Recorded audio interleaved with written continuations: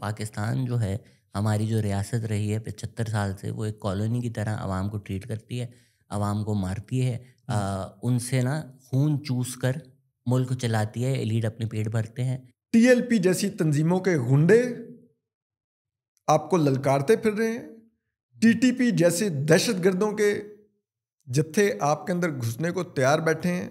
It's a reflection of where we are as a country ना, कि हमारी Yes. Internationally औकात यही है। असद वी ऑल नो यार, आप यही कह रहे थे काजी फैज़ा की जो बदबू है, बदबूदार है, वो यहाँ से आती रहे।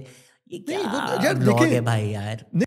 कि इस मुल्क की सबसे बड़ी अदालत का सरबराह आइन की तशरीह नहीं कर सकता। जब रियासतें बड़े ओहदों पर बोने बिठाने लग जाएं तो उनको मालूम होना चाहिए बोने बड़ा काम नहीं कर सकते। मलिक राज को कहता है कि वो बंदे नहीं खरीदता। नहीं, ये तो सबको पता है, लेकिन बड़े लोगों को ये शक है कि खान नहीं बिकता।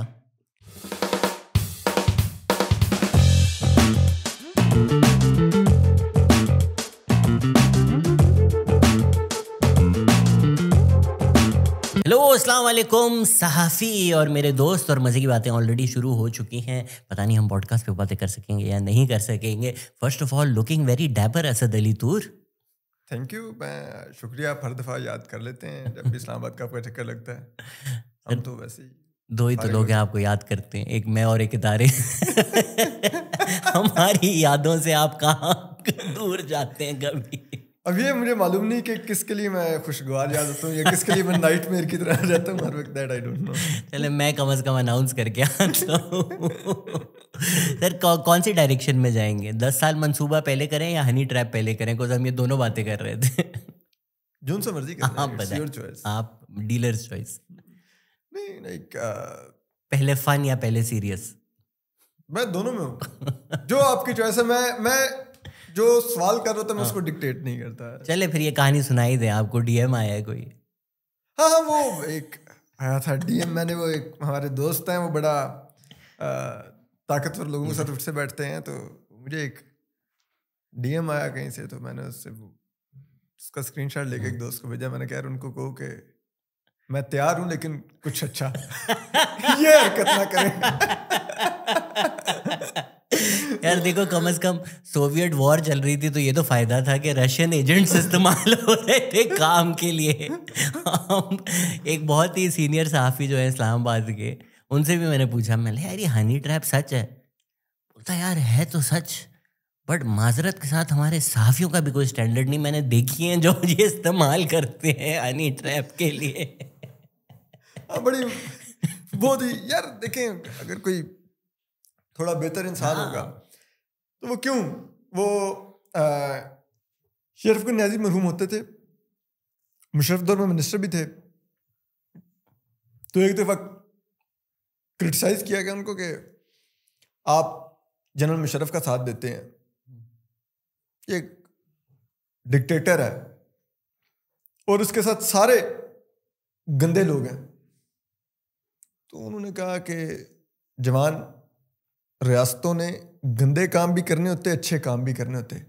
गंदे कामों के लिए गंदे लोग रखे होते, क्योंकि अच्छा बंदा गंदा काम नहीं करेगा।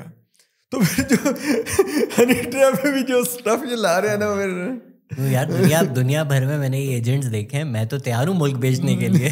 कोई मांगे तो वो मुझसे देख के तो हम भी ये सोच सकते हैं, नहीं जो ये कर रहे हैं उस पर नहीं दिल मानते। वही तो, मैंने वो जवान मूवी देखी, उसमें आईएसआई एजेंट दीपिका पादुकोण, असली में जैद हामिद। ये तो ज्यादती यार हमारे साथ। यार इससे बड़ा जुल्म नहीं हो सकता हमारे साथ।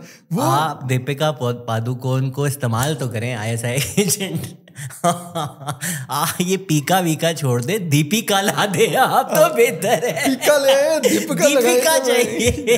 मतलब हद ये, मतलब मुझे ये होता है कि अब देखिए ना कि जो हमारे इर्द गिर्द दोस्त जो बड़े, जैसे कहते हैं, मैं बहुत, मैं नहीं नाम लेता, लेकिन बेचारे बड़े वो माने जाते हैं, लेकिन जब उनकी अंदर की कहानियां जाके देखें ना, तो उनके दामों को फिर देखें, फिर उनकी कहानियां देखें, तो आपको बड़ा नाम लिए बगैर कोई कहानी बताएं जो आपको पता है किसी की। नहीं, मतलब कई होते हैं कि वो 20 लोगों के ऊपर दावा कर देते हैं, इसके साथ भी, इसके साथ भी, इसके साथ भी, इसके साथ भी मेरा रहा, ठीक है, बट आपको हकीकत पता चलती है वो एक भी उनमें से नहीं निकलता, लेकिन जहां पे उनका निकलता है वो देख के आप कहते हैं कि ठीक है।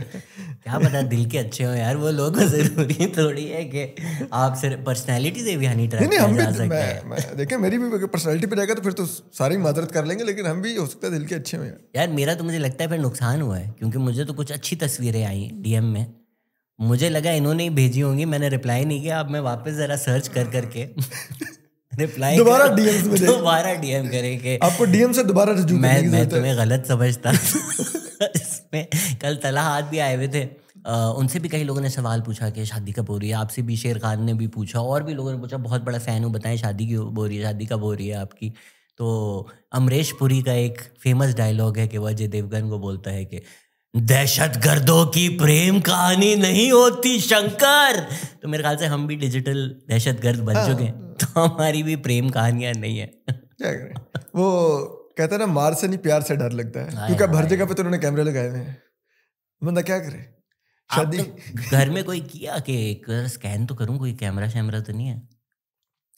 यार सच्ची बात है, मैंने कोई ऐसी अपने घर में कोशिश नहीं की कि पहले मैं थोड़ा बहुत रहता था करता था, लेकिन अब पिछले कुछ अरसे के दौरान इतने वाकयात हुए हैं मेरे घर पे, इनके लोग आने जाने रेड शेड से लेके सब कुछ वो कर गए। तो अब मैं क्या कहता हूँ, मैं कहता हूँ कि यार मैं तो इतना तो एक्सपर्ट हूँ नहीं कि अगर कोई ये डिवाइस इन्होंने लगाई हुई है तो मैं वो ढूंढ लूंगा कि ये लगी हुई है, ये लगी हुई है, ठीक है।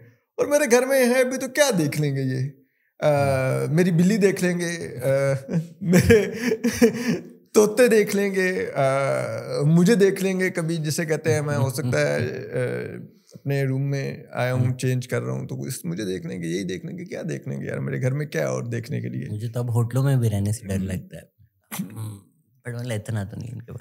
वही it's come to a point कि यार मतलब उनकी जो काबिलियत है वो इतनी ज़्यादा है कि बंदा क्या टकरे। अब आई थिंक एजाज की गाड़ी पे ट्रैकर निकला था, जी जी। तो ये जो आपके पास है, जो हैक भी हो सकता है, जो आप कहीं भी जाते हैं वो आपसे लेते हैं, पीछे क्या करते हैं। वो एजाज ने मुझे बताया, कहता कि यार मेरी गाड़ी का ना वो जो ट्रैकर ने लगाया था ना, उसकी वजह से मेरी गाड़ी की बैटरी बड़ी जल्दी खत्म हो रही थी। मैंने कहा यार बात सुन, मैंने कहा उस पर एक वीलॉग करें, इनको कहें यार ट्रैकर लगा लो, मुझे कोई इतराज नहीं एक्स्ट्रा है, बैटरी। लेकिन मेरी गाड़ी की बैटरी पे ना वो खाए, कोई सोलर वाला लगा लो, अच्छी टेक्नोलॉजी वाला, वो अपना चलता रहे, तुम्हारा काम भी चलता रहे, मेरी गाड़ी भी चलती रहे, मैं हर कुछ अर्से बाद 15-20 हज़ार की बैटरी नहीं चेंज करवा ये सकता। बड़ी पुरानी टेक्नोलॉजी है गाड़ियों पे ट्रैकर, तो कितना मुश्किल है इसका जीपीएस ट्रैक करना। Like you can see the location, यहाँ पे इसका मोबाइल या नाइन्थ में सबके आपने जीपीएस निकाल लिए, तो somebody like एजाज, जिसने अगर वो तो as part of his journalism ही गोज टू मीट राइट, तो अगर वो कहीं प्रेस कॉन्फ्रेंस पे गए हुए हैं, फ़ोन उनका लिया हुआ है, पीछे से खुरुच खुरुच करके वापस दे दो, उसमें आपने सारे मैं ये नहीं बोल रहा करें आप एजाज के साथ ये सही, बट मैं कह रहा हूँ कि ये इतना आसान काम है कि बंदा लड़े क्या। कुछ वजूहात और भी हैं ट्रैकर्स की।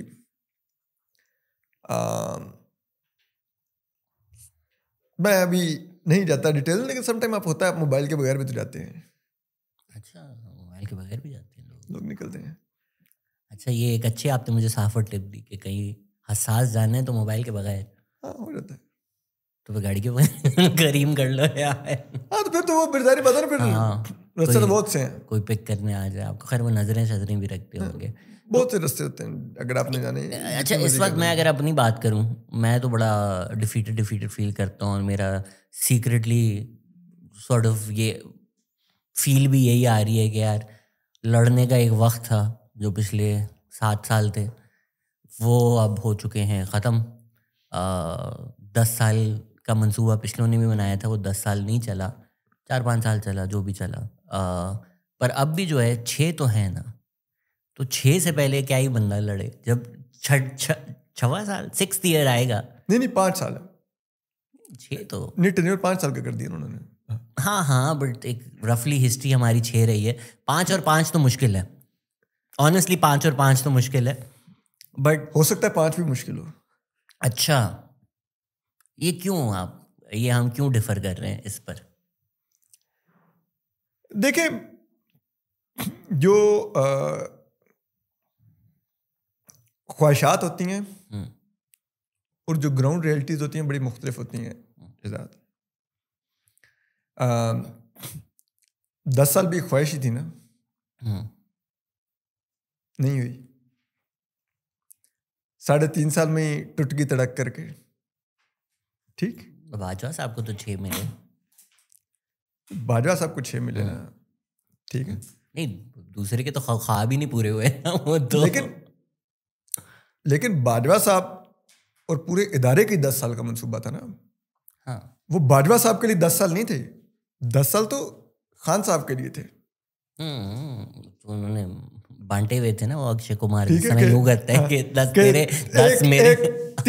6 मैं लगा के दूंगा, फिर 6 फैज लगाएगा और उसमें 10 साल होंगे। बट वो जिस तरह लॉर्ड ऑफ द रिंग्स में रिंग ऑफ पावर है ना, कि जब वक्त करीब आता है रिंग फेंकने का, तो फिर बाजवा साहब ने बोला मैं क्यों फेंकूं, 3 साल और मुझे ही मिल जाए। तो वो देखिए, हमारे जो इदारे हैं ना, इनका रोमांस हमेशा, जैसे कहता है ना, वो बड़ा गर्लफ्रेंड और बॉयफ्रेंड वाला होता है। बड़ी जल्दी इनका जी भर जाता है। ठीक है, तो वो जितना मर्जी, जब तक महबूब मिला नहीं ना होता, उस पर प्यार आ रहा होता है, लेकिन मिलते सारे इनका जी भर जाता है। ठीक है, और अंग्रेजी की एक कहावत है, अनरिक्विटेड लव, सिर्फ वही प्यार होता है कि जो आपको ना मिल सका। ठीक है, तो वो जो ना मिल सका वही आल्दो, वही बेवफा। आल्दो मैं ये बड़ा, जैसे कहता ना, वो सिंसियरली समझता हूं कि शहबाज शरीफ साहब ने जो बार वो सेट कर रहे हैं ना खुशामद की, यकीन कीजिए अगर वो कामयाब हो गए तो इस मुल्क में जमहूरियत और सिविलियन सुप्रीमेसी का मुस्तकबिल तारीख नहीं खत्म है। क्योंकि फिर जो भी आएगा उसको पता होगा भाई मैंने इस बार को मीट करना है, वो उससे भी ज्यादा नीचे लगने की कोशिश करेगा। तो शहबाज शरीफ से पूछा गया कि आप ऐसा क्या करते हैं कि आपसे लोग इतने खुश हैं, उन्होंने बोला मैं मना नहीं करता। तो वो यकीन करें, उसके बाद तो फिर इस मुल्क में सिविलियन सुप्रीमेसी, जमहूरियत आप भूल दें। क्योंकि सारी बात है ना यार, फिर तो हर एक को होगा कि यार आपने 5 साल पूरे करने हैं, तो इस लेवल का जाके आपने कौम को नहीं इदारे को डिलीवर करना है।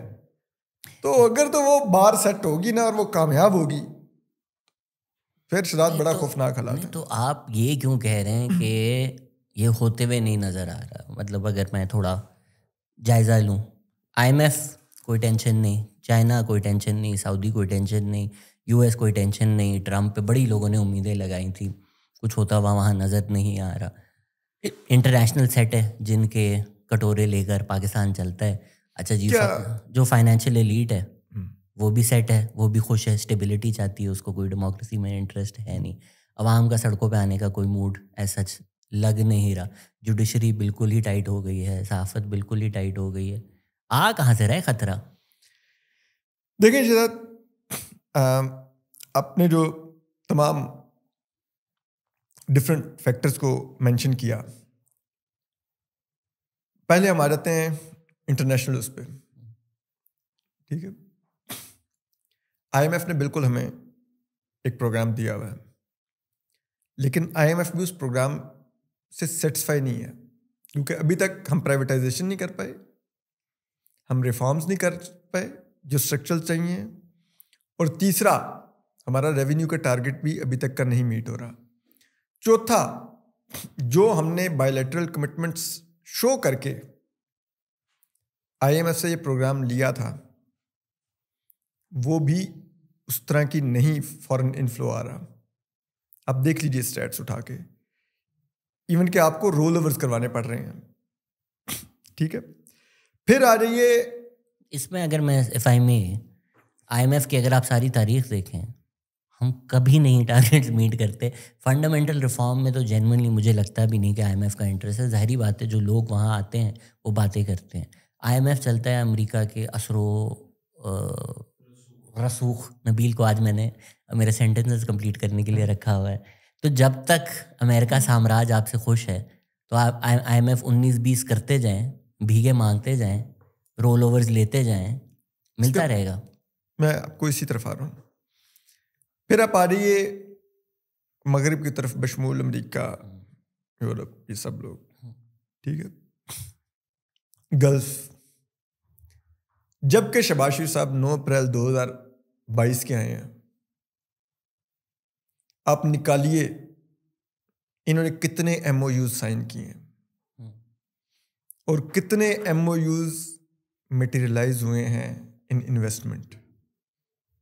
प्लीज मुझे कोई एक ढूंढ के दीजिएगा।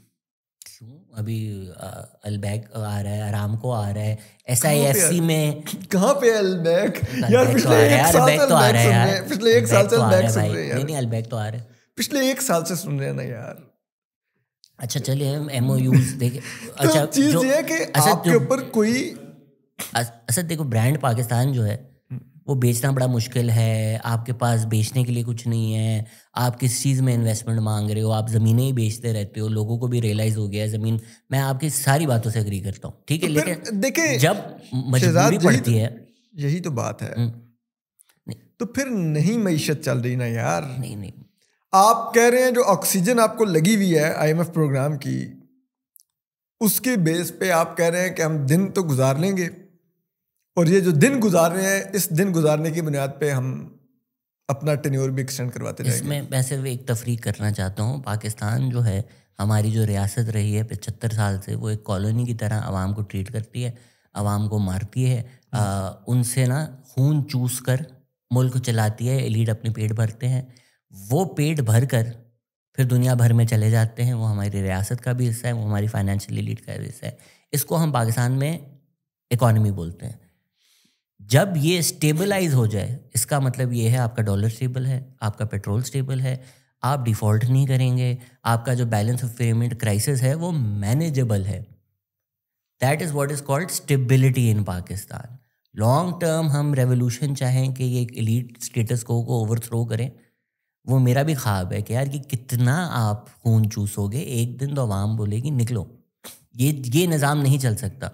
बट ये जो निज़ाम 75 साल से चल रहा है, वो निज़ाम स्टेबलाइज हो चुका है compare to let's say 2022, 2023, 2024, 2025 looks the best out of these 4 years। Shahzad, ये जिस स्टेबलाइजेशन की आप बात कर रहे हैं, जो आप खुद कह रहे हैं कि 75 साल से ये हो जाता है, बिल्कुल, तो ये तो हमेशा होता है, लेकिन ये लॉन्ग टर्म नहीं होता, अल्टीमेटली गिर जाता है। ठीक है, ये वो खुर्रम हुसैन साहब बड़े ज़बरदस्त इस पे आर्टिकल्स लिखते होते हैं, वो मिसालें देते हैं मुशर्रफ दौर से कि किस किस तरह बीच में पीरियड ऑफ स्टेबिलिटी आया एंड देन फिर एकदम से सब कुछ कोलैप्स किया, फिर हम नोज डाइव आई, फिर हम दोबारा IMF में गए, फिर ये वो बेल्ट टाइट बस साइकिल। जी जी, ठीक। तो वो है हमेशा की तरह है, आ गया। क्या वो आप कह रहे हैं कि 10 साल चलेगा? वो तो नहीं चलेगा, 10 बंदा ना भी करे। बट मुझे आप बताएं, मैं तो अल्टीमेटली वो जिसे कहते हैं ना, ये बहुत कोशिश की जा रही है इस सब को चलाने की, ठीक है, लेकिन माजरत के साथ वो कोशिश डंडे के जोर पे की जा रही है। बिल्कुल ठीक है, और मेरा ये मानना है कि ह्यूमन साइकी ऐसी है कि आप बंदूक से खौफ पैदा कर सकते हैं, उस खौफ को सस्टेन नहीं कर सकते। तो एट सम स्टेज हमेशा कहते हैं कि जैसे बहुत ज्यादा आपकी ग्रिप टाइट हो जाए ना, तो वो भी बहुत बड़ा आपके लिए खतरा बन जाती है। खून भी रोक सकता है वहां, तो इतनी ग्रिप टाइट नहीं होनी चाहिए। जी, तो ये बहुत ज्यादा आप घुटन पैदा कर रहे हैं अपनी तरफ से, तो आप वो तमाम एवेन्यूज को फतह कर रहे हैं जहां से आपको ये खदशा है कि रिटेलिएशन आ सकती है। लेकिन ये करते हुए आप इतनी ज्यादा घुटन पैदा कर रहे हैं कि फिर अल्टीमेटली रिएक्शन अगर इन ऑर्गन्स ऑफ द स्टेट से नहीं आएगा तो फिर वो कहीं और से आ जाएगा। ज़िया की भी ग्रिप बहुत टाइट थी, अल्टीमेटली 54 आम बड़े महंगे पड़े थे उनको। ठीक, हसीना वाजिद सुप्रीम कोर्ट में जजेस अपने, पुलिस चीफ अपने, आर्मी चीफ अपना रिश्तेदार, हाँ, but the army was involved. ठीक, अपोजिशन सारी जेल में, अपोजिशन सारी जेल में, ठीक है, जमात इस्लामी वालों को फांसियां लग रही हैं, ठीक है। क्या हुआ एंड में? जब बिल्कुल तमाम एवेन्यूज आपने बंद कर दिए तो देन रिएक्शन सड़क पर आ गया। हाँ, बट उसमें आर्मी की बैकिंग थी ना। किसमें? The army came into power. The army got Hasina वाजद out.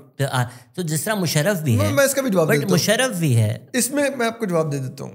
ये जो आपने कहा कि आर्मी ने वो ट्रांजिशन ऑफ पावर के लिए वो आई पावर में, बिल्कुल ठीक है। यहां पर मसला ये है कि वहां तो फिर भी लोगों ने आर्मी को एक न्यूट्रल प्लेयर मान लिया कि आप आए ट्रांजिशन करवा लें, फाइन। नहीं माना वैसे, नहीं फिर भी लाइक उन्हीं के जरिए हुई ना, वो आए तो सही ना एक बार उन्होंने आके, बट देयर इज अगेन लोगों ने बाय एंड लार्ज उनको एक चांस दिया कि आप ठीक है, वो जो उनकी फिर कौंसिल बनी, फिर वो नौजवानों के उसमें लोग आए सारे, ठीक है। लेकिन यहाँ पर मसला ये हो गया है जो मेरे ख्याल में इस वक्त सबसे बड़ा तशवीश का बायस होना चाहिए कि अगर खुदा ना खास्ता कोई अनारकी आई तो हो सकता है लोग फौज को उसमें न्यूट्रल प्लेयर के तौर पे कबूल ना करें, और ये इतना खौफनाक सिनेरियो होगा पाकिस्तान में अगर खुदा ना खास्ता हो गया, एक ऐसे वक्त में जब यहाँ पर टीएलपी जैसी तंजीमों के गुंडे आपको ललकारते फिर रहे हैं, टीटीपी जैसे दहशतगर्दों के जत्थे आपके अंदर घुसने को तैयार बैठे हैं। अगर कोई ऐसा वैसा सिनेरियो पैदा हो गया तो इसके बहुत बहुत दूररस और खौफनाक असरात होंगे। मुझे पता था टीटीपी के ऐसे शौक हैं। टीएलपी के बारे में कुछ मत बोले, आजकल मैं एक टीएलपी इन्फ्लुएंसर हूँ, मेरे टिकटॉक टीएलपी इस्तेमाल कर रही है तो लोग मुझे पटवारी ज्याला बोलते थे, असल में तो मैं अंदर से निकल गया बैक निकला अंदर से उसमें। सर मैं अगर सांचा खींच सकूं, I am not going to pretend to be an expert on Bangladeshi politics, I am not, based on different opinions that I have gauged from Bangladesh. उसमें मल्टीपल आइडियाज़ हैं लोगों के। कुछ लोगों के ये ख्यालात हैं कि आर्मी इन्वॉल्व थी, कुछ लोगों के ये ख्यालात हैं कि जब मौका बन गया, सिचुएशन बन गई, तो जिस तरह इजिप्ट में भी हमने देखा कि जी कहने को तो एक रेवोल्यूशन आया, तहरीर स्क्वायर हुआ, लेकिन वो कोऑप्ट हो गया because the only organised player in that was a Muslim Brotherhood, वो आ गया। And then they were like हम तो आज़ादी के लिए लड़े थे, तो एक और अजाब आ गया। पाकिस्तान की तारीख मैंने अलबत्ता अच्छी खासी पढ़ी हुई है, वो एक बूम बस्ट जिस तरह इकॉनमी है, उस तरह मिलिट्री और शैम डेमोक्रेसी, हाफ डेमोक, जो भी कहना चाहें आप, उसमें ना म्यूज़िकल चेयर्स चलता रहता है। बड़े सारे हमारे जो साहब सबसे ज़्यादा रहे हैं, अयूब खान किसने हटाया? कहने को अवाम, आपको कहानी बताई जाती है, लोगों ने जो बोला उमर अयूब खान नहीं सुनना चाहेंगे कि ये बोला जाता था। वो आजकल कहते हैं कि अवाम आपको गाली दे रही है, तो फिर आपके ग्रैंडफादर को अवाम ने क्या बोला था वो हम बोलें। या खान ने हटाया, ठीक है। कुछ लोग तो कहते हैं कि बंदूक की जोर पे हटाया, बंदूक रख के हटाया गया, इस तरह की भी लोगों ने बातें लिखी गई हैं। या खान खुद जब बांग्लादेश का डिबैकल हो गया, उसके बाद उन्होंने अपने जूनियर ऑफिसर्स को बोला कि जाके जुल्फ़िकार अली भुट्टो को भी अरेस्ट करो। उनके जूनियर ऑफिसर्स ने मना कर दिया। इस तरह या खान हटाए गए। ज़ियाउल हक, आपने आम का जिक्र किया, आपने तो नहीं रखे, मैंने तो नहीं रखे, मैं तो नहीं इंचार्ज था ज़ियाउल हक की सिक्योरिटी का। मुशर्रफ कहने को लॉयर्स मूवमेंट, सहाफ़त, ये वो। जनरल क्या नहीं, जनरल बाजवा, इमरान खान और नवाज शरीफ तो दिखाने के लिए ना, असल तो हमारा फड्डा चल रहा था general Faiz, general Bajwa, and probably जो जीते उनका भी उसमें रोल होगा। ये एक ट्रिपल थ्रेट मैच हमारा रेसलमेनिया चल रही थी ना। तो जो चेंज भी आया है पाकिस्तान में, अगर हम अपनी तारीख में देखें, वो कहीं ना कहीं इंटरनल ही रहा है। यस, आपको एक प्रोटेस्ट या तो करवानी पड़ती है, या अगर एक ऑर्गेनिक मूवमेंट हो उसको पीछे से चाबी घुमानी पड़ती है। तो ना तो इस वक्त मुझे ऑर्गेनिक मूवमेंट नज़र आ रही है, ना मुझे नज़र आ रहा है कि अंदर से शोर है। मैं आपको यही कह रहा था शहजाद कि ये जितनी ग्रिप टाइट होगी यार, ठीक है, तो इसका ये मतलब नहीं है कि सब कुछ खत्म हो गया। कहीं ना कहीं से किसी भी वक्त रिएक्शन आ सकता है। मैंने उसमें मल्टीपल आपके सामने फैक्टर्स रख दिए थे, ठीक है। बांग्लादेश जैसा भी, ठीक है, इदारे के अंदर से भी रिएक्शन का, और भी एवेन्यूज का। तो जो चीज़ें ट्रिगर होती हैं ना, वो मेरे लिए जो आजकल सबसे जो यकीन मानिए जो मैं स्टडी कर रहा हूँ आजकल, ठीक है, बड़े एक तालिब इल्म के तौर पे गौर से देख रहा हूँ, वो ये है कि इस जो अभी रजीम है इसका कोलैप्स कैसे होगा।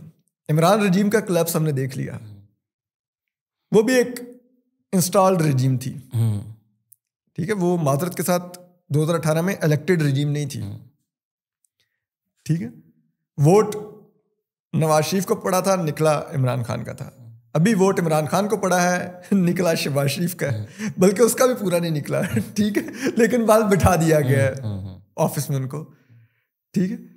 तो मेरे लिए अब ये स्टडी ये है कि ये रजीम कैसे कोलैप्स करनी, क्योंकि ये रेस्ट अश्योर हमने इस मुल्क में बहुत लोगों को देखा, बहुत लोग बहुत ताकतवर थे, बड़ी ख्वाहिशात लेके आए थे, पूरी उतनी नहीं हमने देखी, ठीक है। तो आप देख लीजिएगा कि ये भी नहीं चलेगा निज़ाम इस जिस अंदाज में चल रहा है शहजाद, इस अंदाज में मुल्क चल ही नहीं सकता। This is impossible. हम चाइना नहीं हैं, हम रशिया नहीं हैं, हम नॉर्थ कोरिया नहीं हैं कि हम एक बड़ी क्लोज्ड और कंट्रोल्ड सोसाइटी रहे हैं डे वन से। हम एक डिफरेंट तरीके से बड़े हुए हैं, ठीक है। हम mobile gadgets, laptop, social media, इसके साथ हमने ये आज़ादियाँ टेस्ट की हैं, ठीक है। अब अगर एक दिन सुबह कोई साहब उठें, ठीक है, और वो कहेंगे नहीं ये तो कौम बड़ी ख़राब हो रही है, इसमें तो बड़ी मॉरल करप्शन आ गई है, तो सोशल मीडिया को कंट्रोल करना है, इंटरनेट को यूं ख़राब करना है, इस चीज़ पर पाबंदियाँ लगानी हैं, ये पीका ला लाने हैं, ये इनको यूं रगड़ो, ये बोलते हैं डिजिटल दहशतगर्द, उठा के इधर फेंक दो, उधर फेंक दो, ये डाइजेस्ट नहीं होगा लोगों से, ये मुल्क यूं चलेगा नहीं। हम 21वीं सदी में हैं, पूरी दुनिया इस चीज़ को देख रही है और बहुत शदीद रिजेंटमेंट है। मैं आपको पूरी जिम्मेदारी से ये बात बोल रहा हूँ, मैं डिटेल्स में नहीं जाऊँगा, लेकिन पाकिस्तान की रियासत को ये बताया जा रहा है, खुसूसन जो इंटरनेट के साथ हो रहा है और सोशल मीडिया के साथ जो हो रहा है, कि ये जो आप कर रहे हैं, इसके बाद हम आपको, अभी तक तो ऑन पेपर डेमोक्रेसी मानते हैं, लेकिन इसके बाद हम आपको ऑन पेपर डेमोक्रेसी भी नहीं मानेंगे, क्योंकि इस किस्म की पाबंदियां नॉर्थ कोरिया, चाइना और रशिया में हैं और वो डेमोक्रेसीज नहीं हैं। तो आप जो कर रहे हैं, it's a recipe of disaster. आपने पिछले दिनों यूरोपीय यूनियन, यूएस स्टेट डिपार्टमेंट, इन सब की स्टेटमेंट्स देख ली हैं, यूके के फॉरेन ऑफिस के अपने स्टेटमेंट्स देख ली हैं, वो इसी रिजेंटमेंट का इजहार था।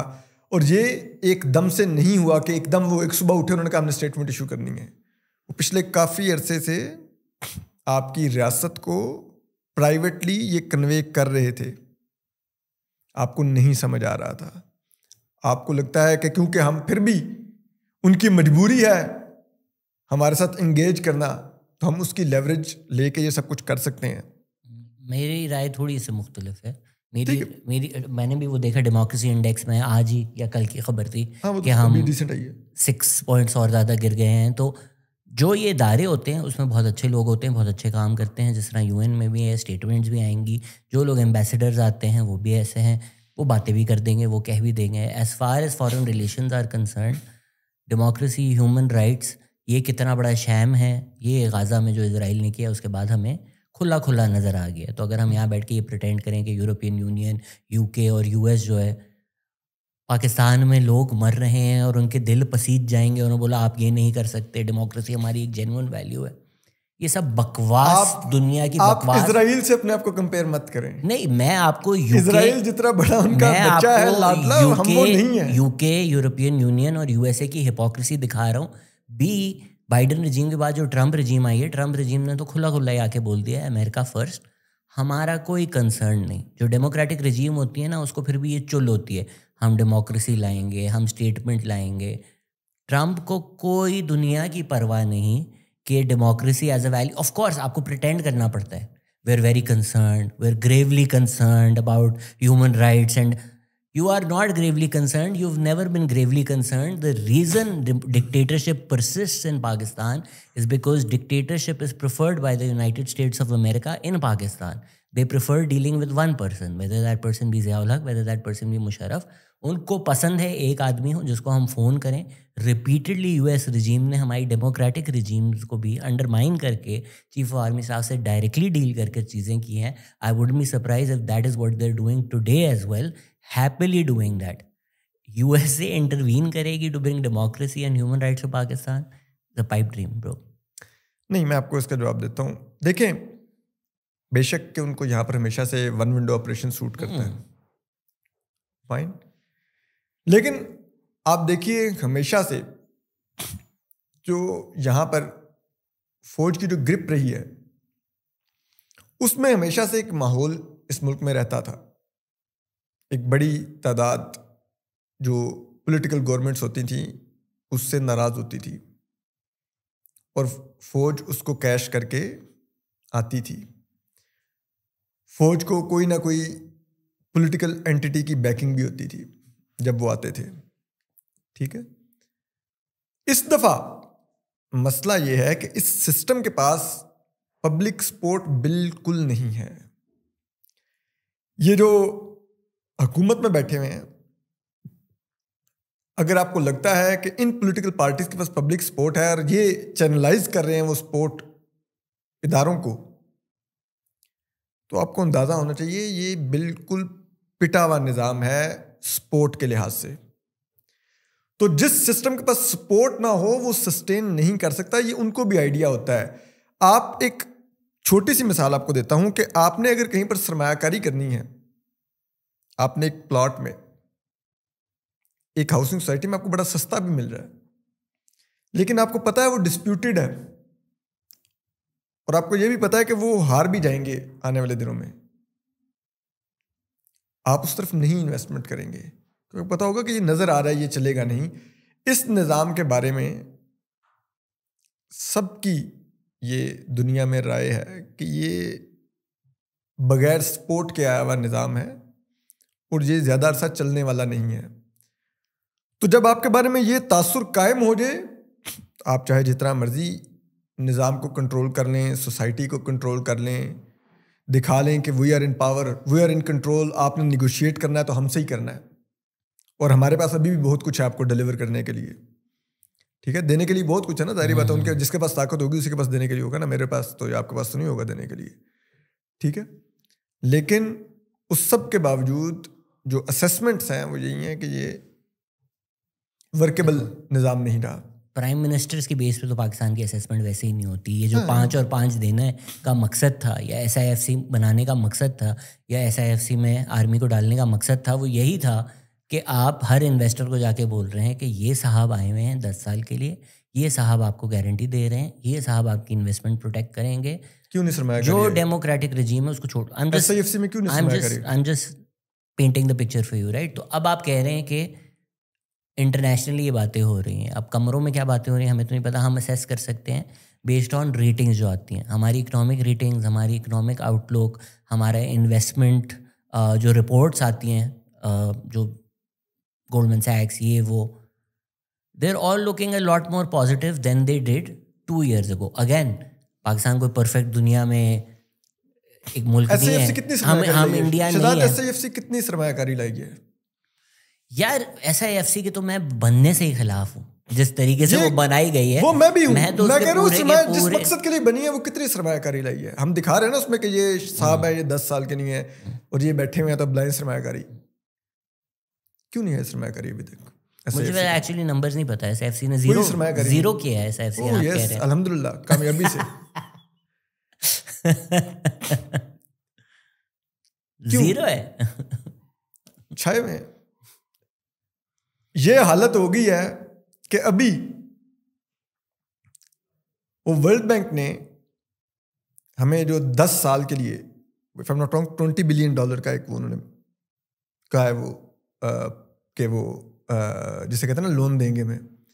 पहली बात तो ये कि उस लोन को वज़ीर आज़म शहबाज शरीफ साहब पाकिस्तान में सरमायाकारी बयान कर रहे हैं, ठीक है। दूसरी बात, वो उस लोन का क्रेडिट SIFC को दे रहे हैं। मुझे इस पे मजीद हंसी आई। मैंने कहा यार मतलब ये क्या है, ठीक है। हमने तो सूरत SIFC सरमायाकारी का फोरम है, ठीक है, वो सरमायाकारी लाएगा, ठीक है। और अब हालत ये है कि आप लोन्स के क्रेडिट दे रहे हैं, वर्ल्ड बैंक के लोन के क्रेडिट SIFC को। कोई सरमायाकारी नहीं SIFC से आई। और अभी भी जो सरमायाकारी, मैं परसों के इसी हफ्ते में पढ़ रहा था, जो डॉन में स्टोरी आई हुई थी कि जो आपके मुल्क में इन्वेस्टमेंट आई है उसमें जो मेजर शेयर है वो अगेन चाइना का है, जो थोड़ी बहुत इन्वेस्टमेंट भी आई है। हमेशा से चाइना तो हमारे में इन्वेस्ट कर ही रहा है यार। लेकिन चाइना से मुल्क नहीं चलता होता ना यार। आप देखिए, अगर चाइना चला सकता होता मुल्क तो नॉर्थ कोरिया के आज हालात वो ना होते।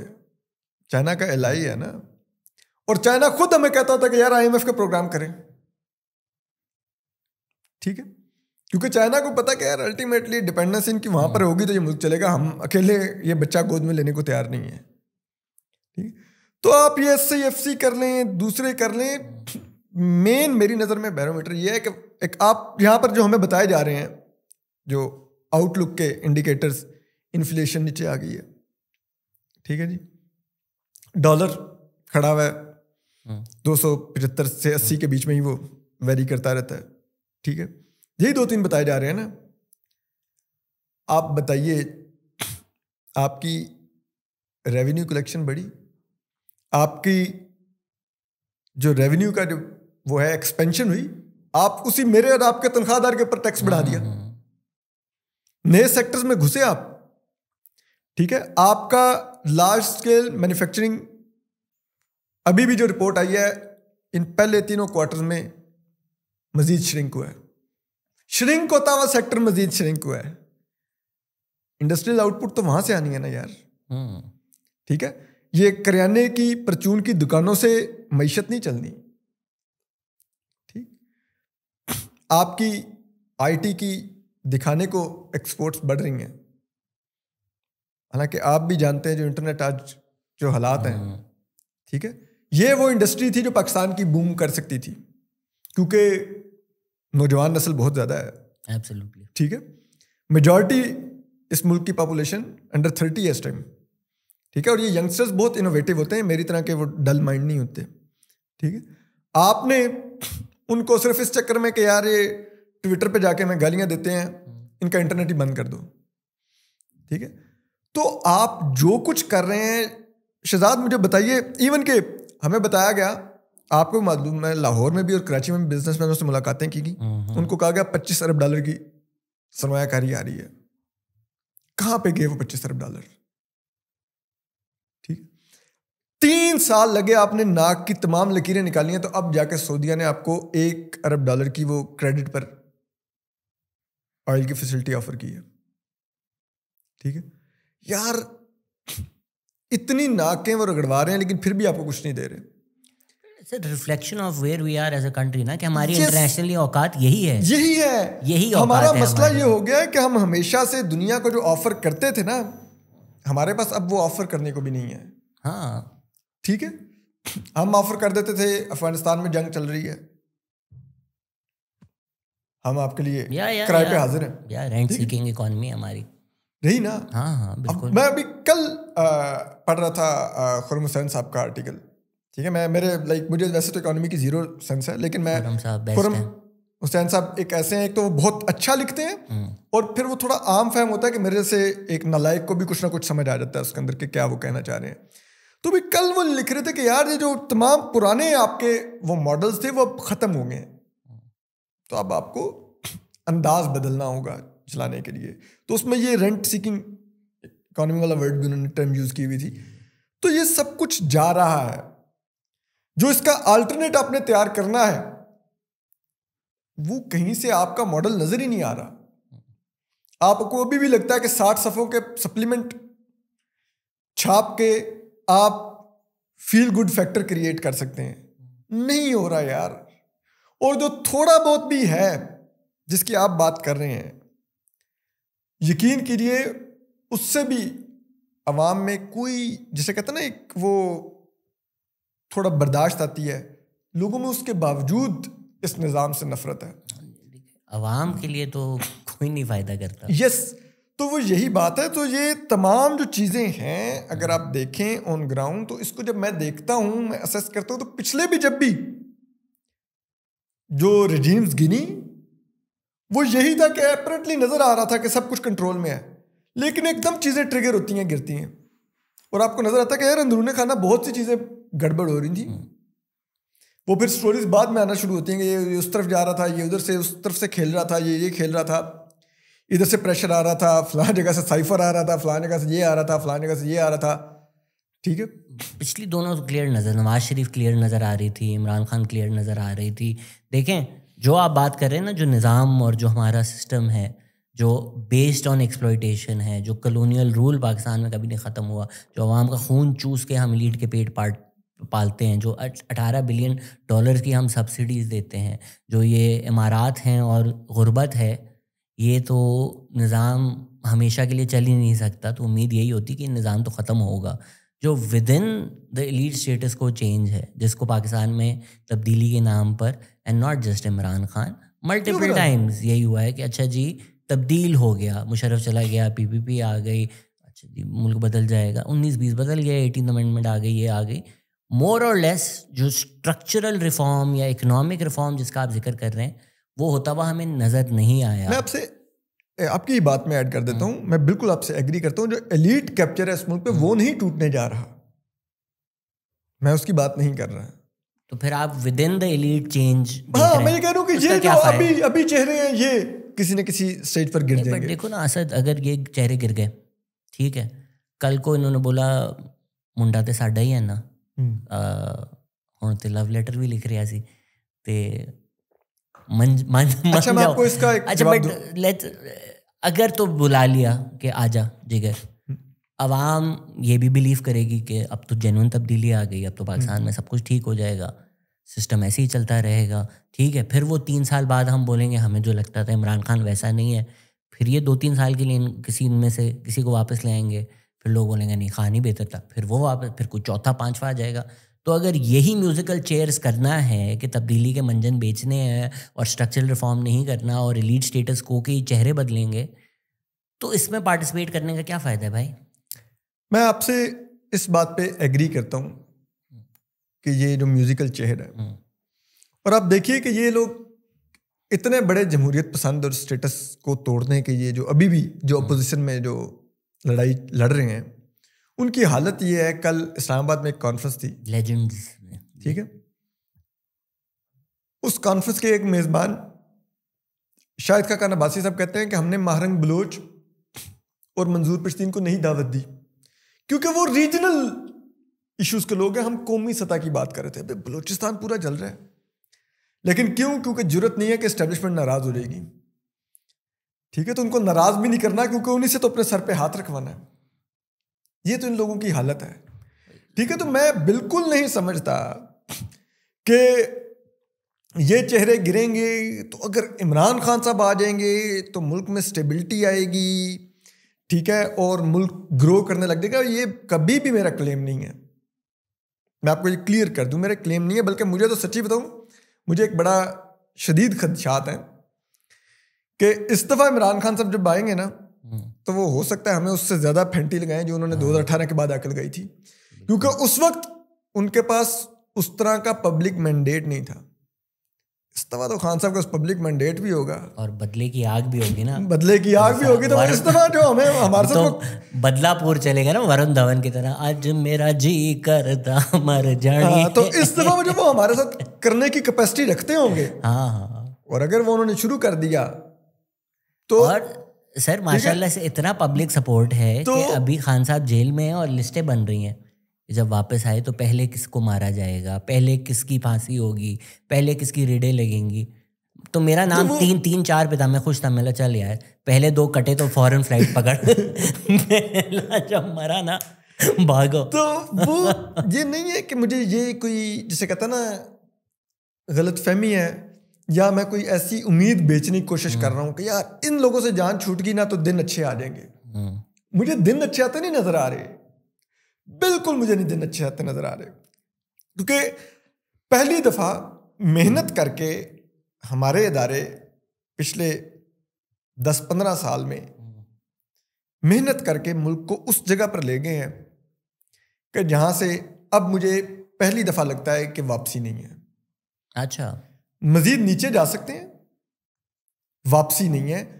अब ये इनका फैसला है कि ये उस खाई में लेके खुद हमें गिरेंगे, या ये आखिरी वक्त में किसी कठपुतली को पकड़ा के गाड़ी की चाबी कहेंगे खाई में लेके तुम गिरेंगे। खाई डिसाइडेड है। अच्छा, इन्होंने हमारी डेस्टिनेशन माशाल्लाह मेहनत करके तय कर दी है, ठीक है, और अब वहां से मुझे तो कम से कम नहीं नजर आती कि वापसी। तो अगर तो नहीं, आपकी ये राय है, मैं जितनी भी नाउमीदी का इजहार कर दूं जो मैं करता रहता हूं, जो मेरी अपनी पर्सनल नाउमीदी है सिस्टम में, मुल्क में, फ्यूचर में, वो हर चीज़ से आती है, वो सिर्फ पॉलिटिकल नहीं है, वो सोसाइटल भी है, राइट। अगर ये जो ब्लास्फेमी मॉब्स में देखता हूँ, अब कैसे वापस आना है आपने इससे, राइट। मुल्क को आपने जो ये बच्चे रेस कर दिए हैं इस आइडिया पर, कोई भी सड़क में, आपको नहीं पता, मुझे नहीं पता, अभी हम ऊपर जाएंगे, हम एक पॉश इलाके में, किसी ने कुछ कपड़े पहन दिए जिस पे कुछ अरबी लिखी हुई है, तो ये जनरेशन तो अभी फिर भी चलें 5-10 साल बड़ी हुई है, जो बच्चे इस वक्त स्कूलों में सर तन से जुदा असेंबली में पढ़ रहे हैं, इन्होंने बड़े होके क्या करना है। तो मेरी मल्टीपल वजहें नाउमीदी होने की, बट फिर भी रात को जब मैं सोता हूँ ना, वो अंदर का मेरा एक लेफ्टिस्ट है, लेफ्टिस्ट को लगता है बस कल सुबह रेवोल्यूशन है वो। तो अगर तो वो उम्मीद नहीं है कि एलीट स्टेटस को बदलेगा, चेहरे ही बदलेंगे। अक्सर लोग मुझे बड़ी तनकीद करते हैं कि भाई आप करंट रजीम से उस तरह नहीं कर रहे। मैं उसी तरह कर रहा हूँ जिस तरह मैं मीडिया कर रहा था। उस टाइम भी मैंने पीडीएम को नहीं सपोर्ट किया था, उस टाइम भी मैं पीडीएम के जलसों में नहीं गया था, उस टाइम भी मुझे ये उम्मीद नहीं थी कि ये वोट को इज्जत दो देने आ गए हैं सारे के सारे। मैंने वही उस टाइम बोला था कि शिकायत ये नहीं है वो सिलेक्टेड है, शिकायत ये हम क्यों नहीं सिलेक्टेड है। आज मैं इमरान खान के बारे में यही बोलता हूँ। तो जो गलत हो रहा है उस पर तनकीद करो, पिका लो, ये जुडिशरी के साथ ये वो, पर सड़कों पे जाकर खान के पीछे लगना या पीडीएम के पीछे लगना उसका कोई फ़ायदा नहीं है। तो अगर तो रजीम नहीं चेंज हो, जैसे अगर तो चेहरे बदलने हैं, सिस्टम नहीं बदलना, आवाम को कोई फ़ायदा नहीं होना, then why participate in this Asad.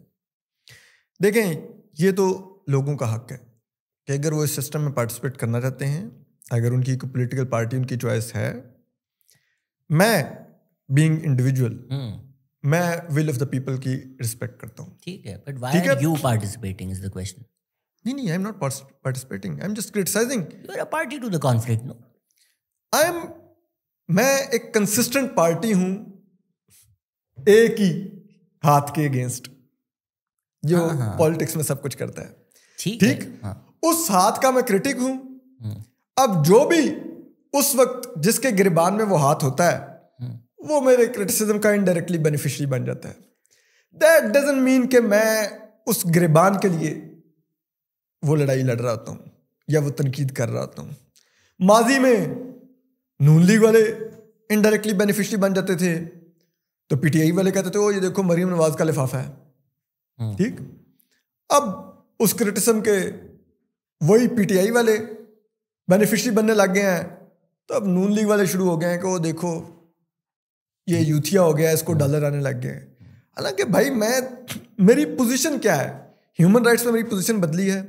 मेरी पोजीशन जिसे कहते हैं एस्टेब्लिशमेंट की सियासत में मुदाखलत पर बदली है, या तो बताएं, या ये बताएं आप जो हमारे बहुत से बड़े अजीम दानिश्वर दोस्त हैं, वो ये बताएं कि आज जो सियासत में मुदाखलत है वो उससे मुख्तलिफ है जो माजी में इमरान खान के हक में थी। तो भी बता दें कि हमें अपनी पोजीशन बदल लेनी चाहिए, ठीक है, कि इदारों ने सियासत छोड़ दी है, वो अपने हल्फ की पासदारी कर रहे हैं, आइन में जो उनका मैंडेट तय है वही वो काम कर रहे हैं। हम तनकीद बंद कर देते हैं। अगर वो सब कुछ नहीं बदला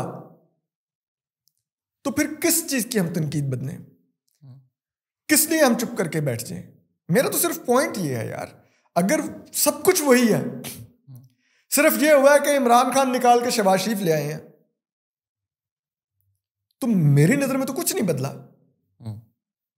तो मैं तो फिर वही जो मेरी तनकीद उस दौर में भी थी वही आज भी है। बट डोंट यू थिंक कि वो पिछला दौर का हो या अब का दौर का हो, एंड ऑब्वियसली हम दोनों के अप्रोचेस अलग होंगे, राइट? सबको लगता है कि वो जिस तरह काम कर रहे हैं वो ठीक है, आवाम की चॉइस है। कोई आपको देख के बोल रहा होगा यूतिया हो गया, कोई मुझे देख के बोल रहा होगा शहजाद तो इस्टेब्लिशमेंट आउट है। उन चीज़ों से ना आपको कभी फ़र्क पड़ा है ना मुझे कभी फ़र्क पड़ा है, right? But from how I have been following you, आप एक साइड बड़े क्लियरली ले लेते हैं कि यार अब जिस तरह आपने भी बोला कि अभी गिरबान वहाँ है तो हमने उस साइड पे आना है। मेरी राय ये होती है कि भाई यार सभी मिले हुए हैं, आज इसने आना है, कल इसने आना है। जब ये कोई बकवास करे तो इस पर चढ़ाई करो, जब वो कोई बकवास करे इस पर चढ़ाई करो। ये नहीं है कि अब हम ना, because right now PTI is being targeted, which at the same time in Khyber Pakhtunkhwa is targeting PTM, और ये मेरे बैरोमीटर्स होते हैं। आप हो गए, ईमान मज़ारी हो गई, कोई भी गुफ्तगू की जाए उससे आप इख्तलाफ कर सकते हो। बलोच कॉज, पश्तून कॉज, जो इस्टेब्लिशमेंट की हमें पता है रेड लाइंस है, अगर कोई ये कॉज चैम्पियन कर रहा है, मिसिंग पर्सनस, इनके केसेस लड़ रहा है, इनको कवर कर रहा है, वो इस्टेब्लिशमेंट आउट नहीं है।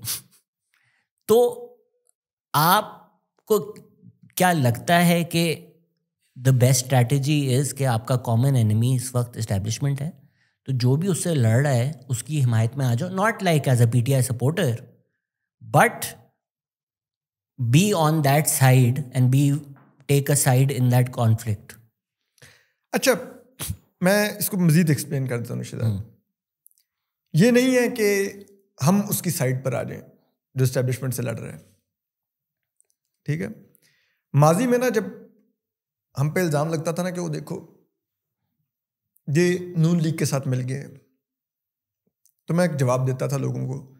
मैं कहता था नहीं, मैंने अपनी पोजीशन नहीं बदली, मियाँ साहब हमारी पोजीशन पर आए हैं और ये कल वापस भी चले जाएंगे तो आप देखेंगे हम इनके साथ जहेज में नहीं जाएंगे। मियाँ साहब आज वापस चले गए, ठीक? आज इमरान खान या PTI उस जगह पे आई है जहां पर हम डे 1 से हैं, और ये भी वापस चले जाएंगे, हम इनके साथ भी जहेज में नहीं जाएंगे। क्यों? क्योंकि हम इनके लिए नहीं लड़ रहे हैं, हम एक लार्जर प्रिंसिपल के लिए लड़ते हैं कि ये नहीं होना चाहिए, ये आपका आईनी किरदार नहीं है जो आप अदा कर रहे हैं। अब उसमें कभी कोई इस म्यूजिकल चेयर से गिर के मार खा रहा होता है, कभी कोई खा रहा होता है। अब वो इनडायरेक्टली हमारा उसका बेनिफिशियरी बनने लग जाता है। पोजीशन मैं लेता हूं, ये पोजीशन मैंने ली हुई है डे 1 से, मैंने पोजीशन नहीं चेंज की। हाँ, जो रिसीविंग एंड पे होता है उस पे मेरा हाथ थोड़ा हल्का हो जाता है। मैं कहता हूँ यार विक्टिम को और गिरे हुए को मारने का कुछ मुझे इतना दिल नहीं मानता। मैं जनरल फैज हमीद को बहुत सफ़र किया मैंने, आज वो जेल में है, कोर्ट मार्शल हो रहा है। अभी भी मेरा ये मानना है कि जो असल उनके जराइम है उन पर कोर्ट मार्शल नहीं उनका हो रहा, इन्वॉल्वमेंट में हो रहा है ना, वो आप देख लीजिएगा जब फैसला आएगा।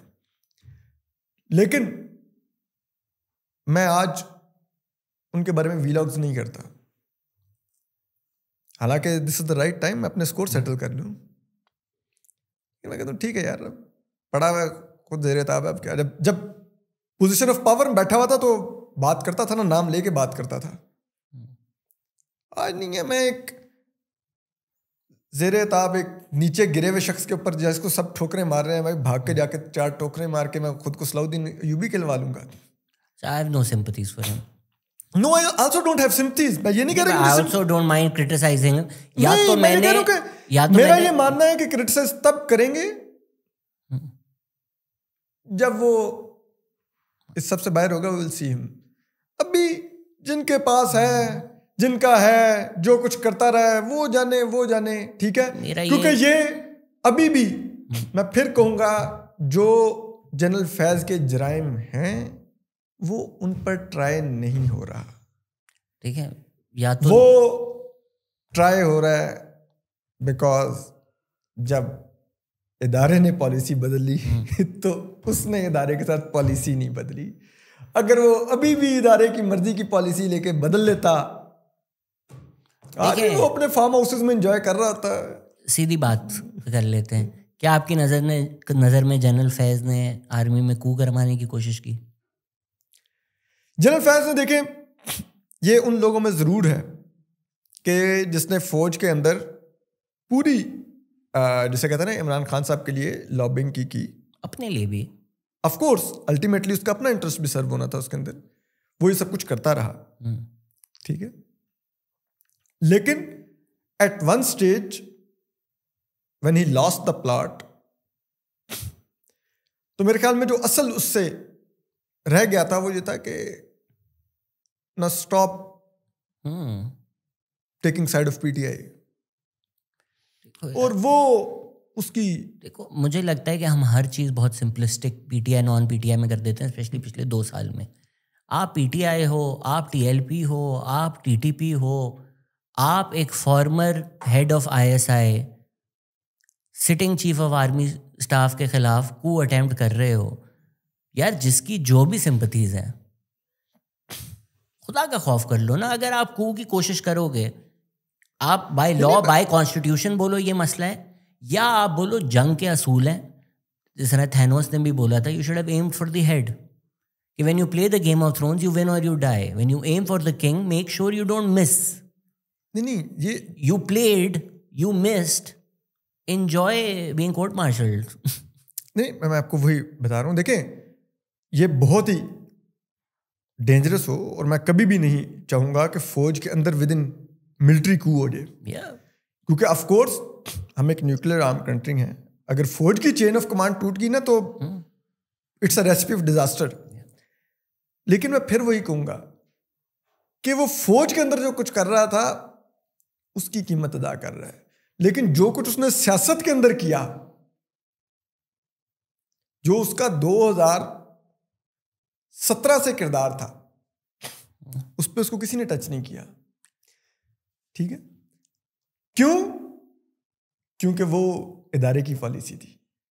जाहिर सी बात, that is the problem Shahzad. फिर ये तो, फिर मैं यही कह रहा हूं, ये उनकी अपनी अंदरूनी खाना लड़ाई के अंदर मैं क्यों साइड्स लूं? बट यार असद देखो, अगर मैं तो एक लार्जर प्रिंसिपल की बात करूंगा ना, वो है constitution of Pakistan. Asad why would I go for their own, जहां पे अपने स्कोर सेटल कर रहे हैं, मैं वहां पे क्यों किसी एक के फ्रीक बन जाऊं? अगर तो एल कपोन मनी लॉन्ड्रिंग में होता है, पर आपको पता है और क्या क्या कर चुका है, मनी लॉन्ड्रिंग में धरा गया है। जनरल फैज जो सब कर चुका है हम सबको पता है, हम सब उसके खिलाफ हैं। अब जस्ट बिकॉज अगर करंट रजीम जो है वो 1000 और मसले कर रही है, हम जी जनरल फैज के हक में बाहर आ जाएं, ट्वीट करना शुरू कर दें, बोलें ये तो हमारा असासा था, जस्ट बिकॉज गलत वजह से कर रहे हैं। ये एक्सपेक्ट करना जो लोग बोल रहे हैं कि फिर 70 साल की अकाउंटेबिलिटी होगी, आर्मी आएगी बोलेगी हम हमारे जो फॉर्मर सारे चीफ ऑफ आर्मी स्टाफ थे, ये थे वो थे, सब हमने किया, सबके, ये नहीं होता। ये कोई परफेक्ट वर्ल्ड नहीं है। तो जनरल फैज़ हमीद ने जो पीटीआई को लेकर आए, इमरान खान के साथ मिलकर किया, जब 1 पेज था, वो टीटीपी हो, वो काबुल हो, सब हो, हम सब उसके खिलाफ हैं। जनरल फैज़ का सोली नहीं था, कोई नहीं कह रहा सोली था, कोई नहीं कह रहा, पूरे इदारे का 1 पेज था, कोई नहीं कह रहा सर। बट लाइक पूरी की पूरी फौज जनरल बाजवा की सरबराही में इमरान खान के साथ सेम पेज एंजॉय कर रही है 100%। पर अगर तो मैं ऊपर जाता हूँ, मोबाइल चोर मेरे 3 लोग मिलकर मोबाइल चोरी करते हैं, एक बंदा धरा जाता है, वो बोले बाकी 2 को पकड़ो वरना ये सिलेक्ट। अबे नहीं, तू भी तो मोबाइल चोरी कर रहा था ना। तो जब ये साइड्स बन जाती हैं, क्यों एक साइड पे जाना है? ठीक है, दोनों साइड्स में लोग हैं जिनके कारनामे बुरे हैं। नहीं, मैं यही तो कह रहा हूँ कि जनरल फैज हमीद और इनकी जो इंटरनल लड़ाई है, मैं उसमें आने का शौक ही नहीं है। मुझे पता वो एक इंटरनल लड़ाई है, उसमें हम किस बात की पार्टी बने, बिकॉज वो लड़ाई ना तो सिविलियन सुप्रीमेसी के लिए है, ना वो कॉन्स्टिट्यूशन ऑफ पाकिस्तान के लिए है, ना अपने ओथ की वायलेशन के लिए, वो तो किसी और चीज की लड़ाई है ना। ऐसा डोंट यू फील कि कभी कभी आप साइड ले लेते हो, जिस तरह काजी फैज ईसा के साथ जब गलत हो रहा था, आप सपोर्ट में भी जरा मेरी नजर में हद से आगे निकल गए थे। ठीक है, और अब जब काजी फैज़ ईसा ने गलत किया, सबने क्रिटिसाइज किया, जो ने गलत किया, बट तनकीद में भी मेरी नज़र में आप काफ़ी आगे निकल गए थे, राइट? आप सुप्रीम कोर्ट का टोर ले रहे हैं कि ये बदबू आ रही है, ये नीचे बदबूदार काजी फैज़, क्या बातें हैं यार? नहीं, मैंने बदबूदार तो नहीं कहा, मैंने कब्रिस्तान दिखाया था वो। असद वी ऑल नो यार, आप यही कह रहे थे काजी फैज़ ईसा की जो बदबू है, बदबूदार है, वो यहाँ से आती रहे। ये क्या ब्लॉग है भाई यार? नहीं, वो थी ना, क्या नहीं है? आज सुप्रीम कोर्ट कौन सी सुप्रीम कोर्ट है? आप बताइए ना, उसके पल्ले क्या है? आप अंदाजा लगाइए कि क्या ये काजी फैज़ ईसा नहीं करवा के गया जो सुप्रीम कोर्ट आज सुप्रीम कोर्ट है? नहीं, उससे पहले से हो रहा है। नहीं शहजाद, आज जितनी इररेलेवेंट सुप्रीम कोर्ट है, ठीक है, आप अंदाजा लगाइए कि इस मुल्क की सबसे बड़ी अदालत का सरबराह आइन की तशरीह नहीं कर सकता। Like come on, court packing हो रही है। पहले इमरान खान प्रोजेक्ट के लिए जज भर्ती हो रहे थे, आज इस प्रोजेक्ट के लिए जज भर्ती हो रहे हैं, ठीक है? तो यार मतलब हम कैसे, कल अगर इस चीज को क्रिटिसाइज कर रहे थे, इस कोर्ट पैकिंग को, तो आज हम कैसे एक्सेप्ट कर लें? ठीक है, और फिर इसमें सब में काजी फैज़ ईसा बुनियादी किरदार अदा करके गया हो, ठीक है? तो आप कहें कि साकिब निसार को तो हम क्रिटिसाइज करते थे, आज भी करते हैं। काजी को दफा हम कहें कि नहीं, ये तो बहुत सख्त लफ्ज हैं, क्यों कहते हो काजी को ऐसे? Nobody saying don't criticise it, just देखो, अब जिस तरह याया अफरीदी भी हैं, आपकी मैं हर बात से एग्री करता हूँ। कोर्ट पैक कर रहे हैं, बिल्कुल कर रहे हैं। सुप्रीम कोर्ट का रोल तबाह कर दिया, बिल्कुल कर दिया है। इज ही जो चीफ जस्टिस की पावर्स हैं सारी कर्ब हो गई हैं, जजेस का साथ, मैं सारी बातें एग्री करता हूँ, सारी बातें मैं बोल भी चुका हूँ, राइट? बट अब आप जब व्लॉग बनाएंगे, आप सिर्फ ये नहीं बोलेंगे ना, आप ये भी बोलेंगे कि वो घोड़ा है उसका, वो 2 बजे बोलता है कि 2 से 3 मुझे फ़ोन ना करो वरना मैं पोलो क्लब उठा के ले आऊँगा, पोलो खिलाओ इसको, इसके तो 30-30 लाख के घरों में इनको हमने रखाया हुआ है। Do you feel unfair?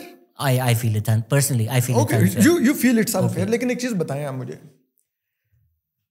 ये जिस ओहदे पर बैठे हुए हैं चीफ जस्टिस याया अफरीदी, इसको तनख्वाह हमारे टैक्स पेयर से जा रही है, ठीक है? क्या एक ऐसे ओहदेदार को 28-30 लाख वो डिजर्व करता है जिसके पास ना तो कोई इख्तियार है, ना कुछ वो डिलीवर कर सकता है, ठीक? और फिर उनके शौक ये हैं कि वो घोड़े पे ज़रूर पोलो खेलें, ठीक? लेकिन जब कोर्ट के अंदर इतना कुछ चल रहा है, अभी उस दिन उन्होंने प्रेस कॉन्फ्रेंस की, मुझे मज़ीद हैरत हुई उनकी ऑडेस्टी पर।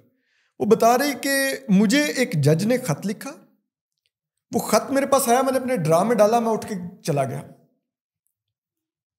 ठीक है? लाइक आपके लिए अपने साथी जज का खत पढ़ने से ज्यादा इंपॉर्टेंट ये था कि मेरा पोलो खेलने का टाइम हो गया। और फिर मैंने घर जाके खाना खाना शुरू किया, तो मैंने टीवी ऑन किया, तो मैंने देखा तो खबर चल रही थी। लाइक यार, आप 28-30 लाख लेकर आप ये कर रहे हैं? डू यू सीरियसली थिंक आप एक कंपनी अगर चलाते होते, उस कंपनी में आप हाईएस्ट पेड सैलरी पर जिसको रखते, वो ये काम कर रहा होता? Do you seriously think this? Asad, अगर वो 10 लाख ले रहे होते तो सही हो जाता, 5 लाख ले रहे होते तो सही हो जाता, 2.5 लाख ले रहे होते तो सही हो जाता। तो रेलेवेंट नहीं है ना? क्या सुप्रीम कोर्ट इसलिए तब है क्योंकि याया अफरीदी पोलो खेलते हैं?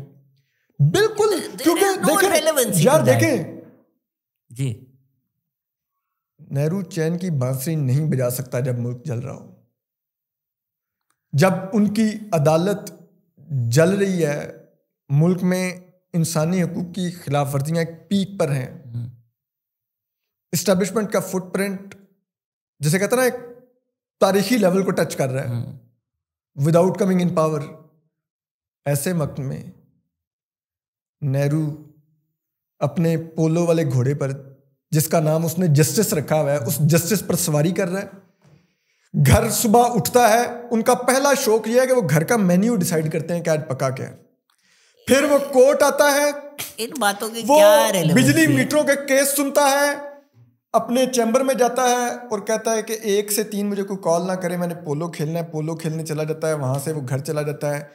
डू यू थिंक पाकिस्तान के एक आईनी सतून के सरबराह का ये किरदार हो और आप कहें कि इसको क्रिटिसाइज ना करो, ठीक है, खैर ये हो रहा है, इट्स फाइन। क्या पाकिस्तान इसलिए बर्बाद है क्योंकि याह्या अफरीदी सुबह उठ के मेन्यू डिसाइड करते हैं? एक तो आई डोंट नो आपके पास ये इन्फॉर्मेशन आई कैसे है, Because घर that के is- बावर्ची ने लीक किए, but because that is one of the reason. I don't care कि वो सुबह मेन्यू डिसाइड करें, नाश्ता बनाएं, खाना पकाएं, सुबह उठ के वो डांस करें, मेरी उससे कोई काम ही नहीं है। आपका जो सुप्रीम कोर्ट का रोल है, शख्स कर रहा हो, मुझे भी परवाह नहीं होगी। इस मुल्क के 25 करोड़ आवाम में से हो सकता है 22 करोड़ सुबह उठ के मेन्यू ही डिसाइड करते होंगे, लेकिन का मेन्यू डिसाइड करते हैं। लेकिन उन 22 करोड़ में और चीफ जस्टिस के ओहदे में बड़ा फर्क है। मेरी याह्या अफरीदी साहब से as a individual, as a human कोई इख्तलाफ नहीं है, आई रिस्पेक्ट हिम, लेकिन जिस ओहदे पर वो बैठे हुए हैं उनको उस ओहदे से इंसाफ करना है।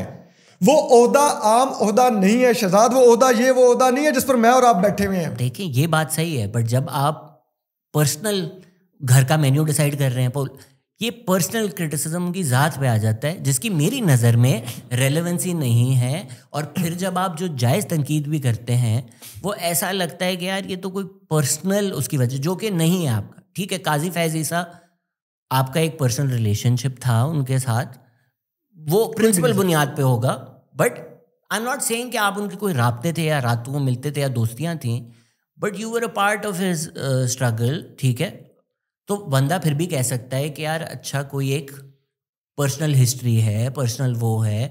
मुझे अगर कोई कहे कि यार पीटीआई आपको थोड़ी ज़्यादा बुरी इसलिए लगती है क्योंकि आप उनके लिए प्रोटेस्ट करते थे, मैं बोलूँगा हाँ हो सकता है यार, क्योंकि मैंने सड़क पे जाकर पीटीआई के लिए प्रोटेस्ट किए हैं, टाइम वेस्ट किया है, ऑनलाइन कैंपेनें चलाई हैं, तो मुझे दुख ज़्यादा होता है कि यार ये लोग ऐसे निकले क्योंकि मैंने टाइम इन्वेस्ट किया था, ऐसा नहीं मेरा कोई राब्ता था। तो if somebody says personal, I will be like ठीक है। तो उसी तरह काजी फैजी साहब का एक वो था, या अफरीदी तो है नहीं, बट व्हेन यू कॉन्स्टेंटली से दीज थिंग्स, जब जनरल भी क्रिटिसिज्म हो रहा है, कोई अगर आप किसी का इंटरव्यू भी ले रहे हैं, वो सुप्रीम कोर्ट में जो चल रहा है बात कर रहा है, and then you bring up polo, and then you bring up घर के मेन्यू और ये और वो ऐसा लगता है कि अच्छा ये प्रिंसिपल उस पर नहीं क्रिटिसाइज कर रहा, अब ये पर्सनल कर रहा है। तो मेरी नज़र में as somebody who likes you and we are friends and I hope that I am taking liberties to say this to you, थोड़ा मैं पुट ऑफ हो जाता हूँ कि यार मतलब जो वो कर रहे हैं सुप्रीम कोर्ट के साथ, दैट्स इनफ। अब वो पोलो खेलता है, उसके घोड़े का नाम क्या है, इवन दो फनी था, बोलते होंगे जस्टिस को निकालो, जस्टिस को भी फनी तो था, लेकिन वो थोड़ी या तो आप बोले मसाले के लिए, फनी होने के लिए कर रहा हूँ, बट आई फील लाइक वो थोड़ी क्रेडिबिलिटी कम हो जाती है ऐसी बातों से। नहीं, you can like disagree with it, और बिल्कुल आपको नापसंद होता होगा, हो सकता है बहुत से और लोगों को भी नापसंद होता होगा, लेकिन मैं ये दिखाता हूँ लोगों को, कम से कम मुझे लगता है, you can disagree with it, कि लोगों को मालूम हो कि भाई अदालत जल रही है और नेहरू जस्टिस पर सवारी कर रहा है कि मैं पोलो खेल रहा हूं, उसके लिए अपनी अदालत से ज्यादा उसका पोलो का टाइम ज्यादा अहम है। ठीक है, तो ये सब कुछ मैं पूरी ईमानदारी से समझता हूं कि टैक्स पेयर का पैसा आप नहीं जस्टिफाई करते अगर आप ये कर रहे हैं।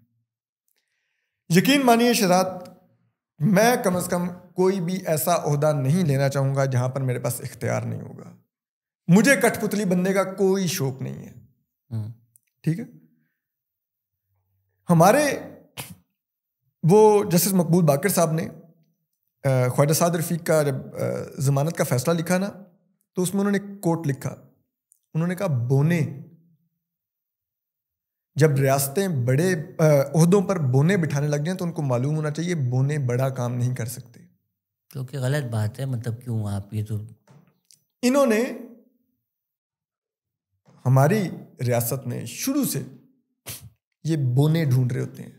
अरे क्यों हम लिटिल पीपल को क्यों शेम कर रहे हैं, ये तो प्रॉब्लमेटिक बात है यार। बेचारे किसी की अगर हाइट छोटी है तो उसको मसले हैं, उस कॉन्टेक्स्ट की हाइट की बात गलत बात है। हाँ, बट ये इस तरह नहीं करनी चाहिए जस्टिस मकबूल बाकर को, बस इस तरह बात है। तो ये शुरू से, मैं हाइट के बोने नहीं, मैं जात के बोनों की बात कर रहा हूँ। हाँ, बट जिस तरह वो लोग लंगड़ा लूला बोलते हैं, I find it inappropriate to use these things as insults. तो ये लोग इन ओहदों पर बैठ जाते हैं, चले मैं बोना नहीं कहता, छोटे इंसान कहता हूँ, ठीक है। जब ये लोग इन ओहदों पर बैठते हैं तो अपनी जात से बाहर नहीं आते। अब आप तमाम चॉइसेस देख लें माजी की और आज की भी, इसी किस्म के लोग चुने जा रहे हैं। But that's what I'm saying, there is enough there, हम क्यों एक्सेप्ट करें इन लोगों को? आप ना करें। अब शहबाज शरीफ हैं, आप वोट को इज्जत दो, बूट को इज्जत दो कर चुके हैं, आप मिलिट्री के प्राइम मिनिस्टर हैं, आप पीका जैसे कानून पास करवा रहे हैं, आप एस्टैब्लिशमेंट को पावर से पावर दिए जा रहे हैं, आप आवाम के लिए कुछ नहीं कर रहे। 10,000 मेरे क्रिटिसिज्म है। अगर शहबाज शरीफ उठकर सुबह राग करते हैं, मेन्यू डिसाइड कर, मेरा उससे कोई कंसर्न ही नहीं है। Plus even to be fair, supreme court का लॉयर कितने लेते हैं केस के? असद डिफरेंट लाइक मिलियंस में लेते हैं, 50, 60, 70 डिपेंडिंग ऑन द लॉयर। आप टॉप लॉयर ले लेना, लाइक सलमान अकरम राजा कितने लेते होंगे केस के? इतने ही लेते होंगे पर केस प्रॉबेबली, या Salahuddin Ahmed, both respect him a lot, supreme court, या मुनीर मलिक। तो जो सुप्रीम कोर्ट के जजेस हैं, अगर ये सुप्रीम कोर्ट के लॉयर्स होते, they would have made more money. तो ऐसा नहीं है कि हम मतलब ये नाजायज़ प्लॉट जो ये लेते हैं वो ज़्यादा नाजायज़ है कि भाई तुम एक तरफ कह रहे हो हमें इंडिपेंडेंस चाहिए, फेडरल वो नहीं चाहिए, फिर लाइनों में लग के प्लॉट ले रहे होते हो फेडरल। जो ये प्लॉटिस्तान है, दैट आई एग्री विद। ये जो सैलरी फैसिनेशन हमें है, जिस तरह क्रिकेट टीम की परफॉर्म ना करें, हमने इनको अगवा करके जज नहीं बनाया। हाँ, ये बाय चॉइस बने हैं। But Asad, if you want the best talent, आप ये तो नहीं बोल सकते ना कि एक लॉयर, तो we want the best talent, but वो बेस्ट टैलेंट फिर जस्टिफाई करे वो बेस्ट टैलेंट है, वो कंप्रोमाइज ना हो। But that's based on their character, right? That's not based on their performance as a jurist. जिस तरह काजी फैज ईसा कॉम्प्रोमाइज्ड, मुझे नहीं पता, based on his decisions he weakened the supreme court, he strengthen the establishment, उसकी मैं criticism करूंगा। Is Qazi Faiz Issa a phenomenal jurist in terms of his capability? Yes. Yes, absolutely. His judgments are spectacularly written. For example? Many judgments Qazi Faiz Issa की आप अगर पढ़ें, एक फैजाबाद के अलावा बताइए कौन सी स्पेक्ट? देखिए, आप कह रहे हैं, आप गलत वो कर रहे हैं। आप कह रहे हैं in terms of the decision, Faizabad वाले दोनों डिसीजन की हम रिस्पेक्ट करते हैं, ब्रेव है। बट काजी फैज ईसा जो लीगल रीजनिंग हर केस में करते हैं बहुत अच्छी है, वेरी ओपन टू इट, बहुत। Mansoor Ali Shah again very good जज। काजी के कौन से फैसले को आप कहेंगे कि ज्यूरिस्प्रूडेंस आने वाले दिनों में यूज होगी? एक मुझे कोट कर दीजिए। 63A का रिवर्सल बहुत अच्छा है उनका, उनकी मल्टीपल माइनॉरिटी। वो 63A का रिवर्सल का टाइम देखिए, वो किस टाइम कर रहे थे और किस लिए कर रहे थे। This is my problem Asad. अगर एक सही चीज हो रही है, आप कह रहे हो इस वक्त ये एस्टैब्लिशमेंट के फायदे में, no, his analysis of 63A is spot on in terms of the constitution. Umar Atta Bandial's analysis was completely erroneous in terms of the law and the constitution. इसीलिए ना वो सस्टेन किया उमर अता बंदियाल वाला, ठीक है, जो जस्टिस मुनीब अख्तर ने लिखा था बाय द वे वो फैसला, ठीक है, that was a rewriting of the constitution. Absolutely, that is very true, ठीक है, उन्हीं सस्टेन किया।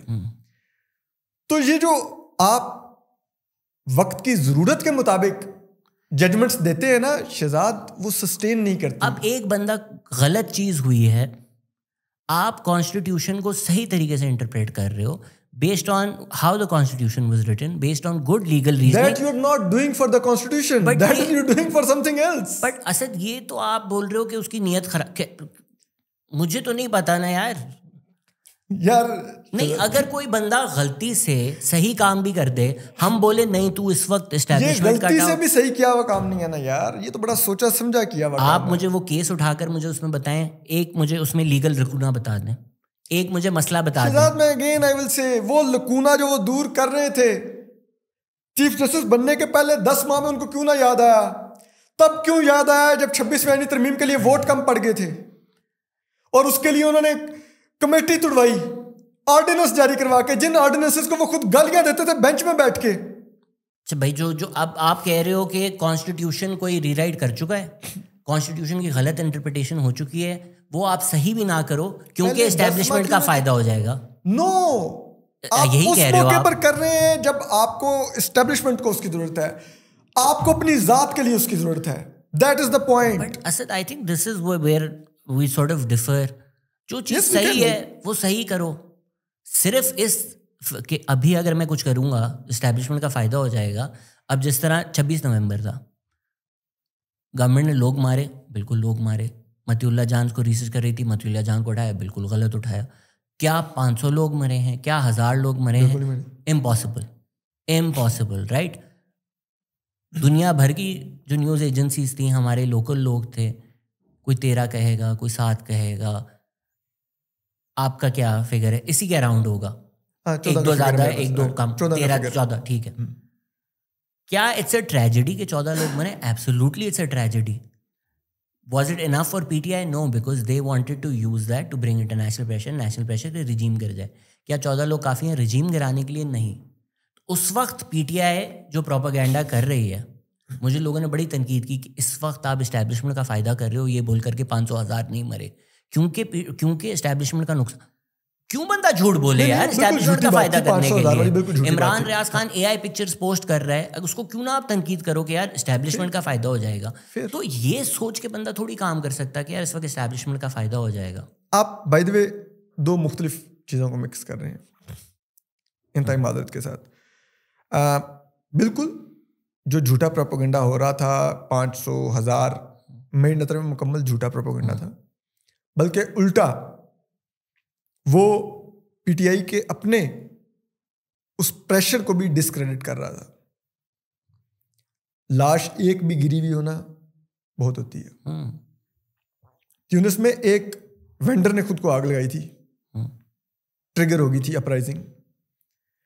तो आपको भाई 13-14 को 500 बनाने की जरूरत नहीं है। जब आप 500 बनाएंगे तो आपकी 13-14 भी डिस्प्यूटेड हो जाएंगी। ठीक, यहां पर मामला बहुत मुख्तलिफ है। आपको क्या लगता है कि अगर justice Mansoor Ali Shah chief justice बनते तो क्या वो 63A को रिवर्स ना करते उस जजमेंट को, या कोई और बनता रिवर्स ना करता? वो जजमेंट मैं आपको फिर कहूंगा जो वक्त के लिहाज से जजमेंट दी जाती है ना, कि इस वक्त मैंने शहजाद को फायदा पहुंचाना है, शहजाद की जरूरत है, वो सस्टेन नहीं करती। इसलिए मैं कह रहा हूं कि ज्यूरिस्प्रूडेंस कौन सी है जो फ्यूचर में यूज होगी। ठीक, यहां पर भी बिल्कुल वो 63A सस्टेन करने वाली जजमेंट नहीं थी, वो हम सबको पता था। हम तो जब वो हुई थी उस वक्त भी उसको क्रिटिसाइज करते थे। या तो आप कहना कि उस वक्त आप अप्रिशिएट करते थे इसलिए आपको दुख था कि वो रिवर्स क्यों हो रही है। हम तो कहते थे रीराइटिंग ऑफ कॉन्स्टिट्यूशन था, आज भी कहते हैं। लेकिन आप जब वो कर रहे हैं, आप वो कॉन्स्टिट्यूशन को दुरुस्त करने के लिए नहीं कर रहे, आप एक खास मोटिव के तहत कर रहे हैं, because you are up to achieve something. How do we know? Honestly क्या हुआ फिर उसके बाद? आप बताइए उसके बाद फिर क्या हुआ? असद, आपके पास 26वीं आईनी तरमीम किस तरह हुई फिर? आपके पास खबरें होती हैं, आपको पता, मुझे नहीं पता होता, राइट? तो मैं इसलिए थोड़ा डरता हूँ ये बातें करने से कि इस्टेब्लिशमेंट ने फ़ोन किया, काजी फैज़ल बोला जी सर मैं जजमेंट दे देता हूँ। मैं थोड़ा कतराता हूँ इस तरह। मैं सिर्फ देखता हूँ कि यार अब जिस तरह प्रैक्टिस एंड प्रोसीजर्स एक्ट जब आया था, बंदा बोल सकता है इनकी नीयत तो कोर्ट्स को तबाह करने की थी, कोर्ट्स को वीकन करने की थी। मैंने बोला लेकिन बात बिल्कुल ठीक कर रहे हैं, पार्लियामेंट का हक बनता है, बदनीयती से भी कर रहे हो, काम सही कर रहे हैं। मैंने प्रैक्टिस एंड प्रोसीजर एक्ट को सपोर्ट किया था।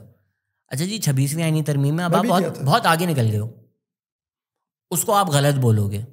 बंदा बोले हमने तो बिल्कुल सही बोला था कि उस वक्त भी इस्टेब्लिशमेंट के कहने पे प्रैक्टिस एंड प्रोसीजर्स था, बदनीयत।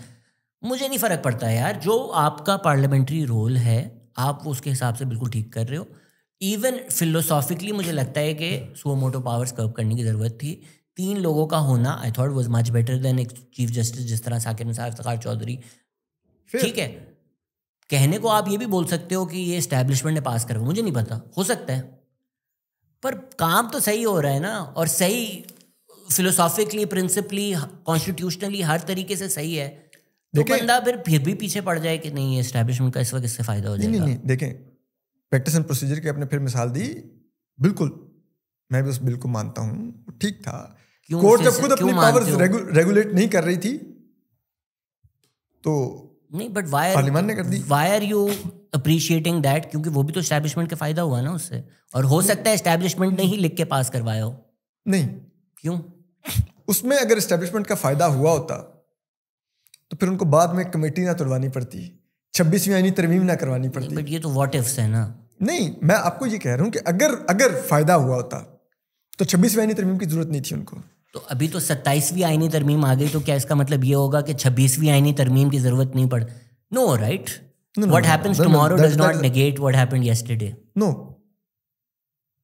प्रैक्टिस एंड प्रोसीजर एक्ट बिल्कुल कोर्ट के 3 लोगों के पास, जो 3 मोस्ट सीनियर जजेस हैं समेत चीफ जस्टिस के, उनके पास ये पावर होनी चाहिए, ठीक है।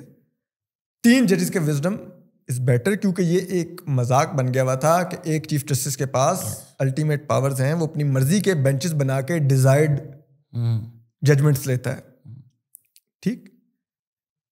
लेकिन यहां पर जो हुआ, कमेटी तोड़ी क्यों गई?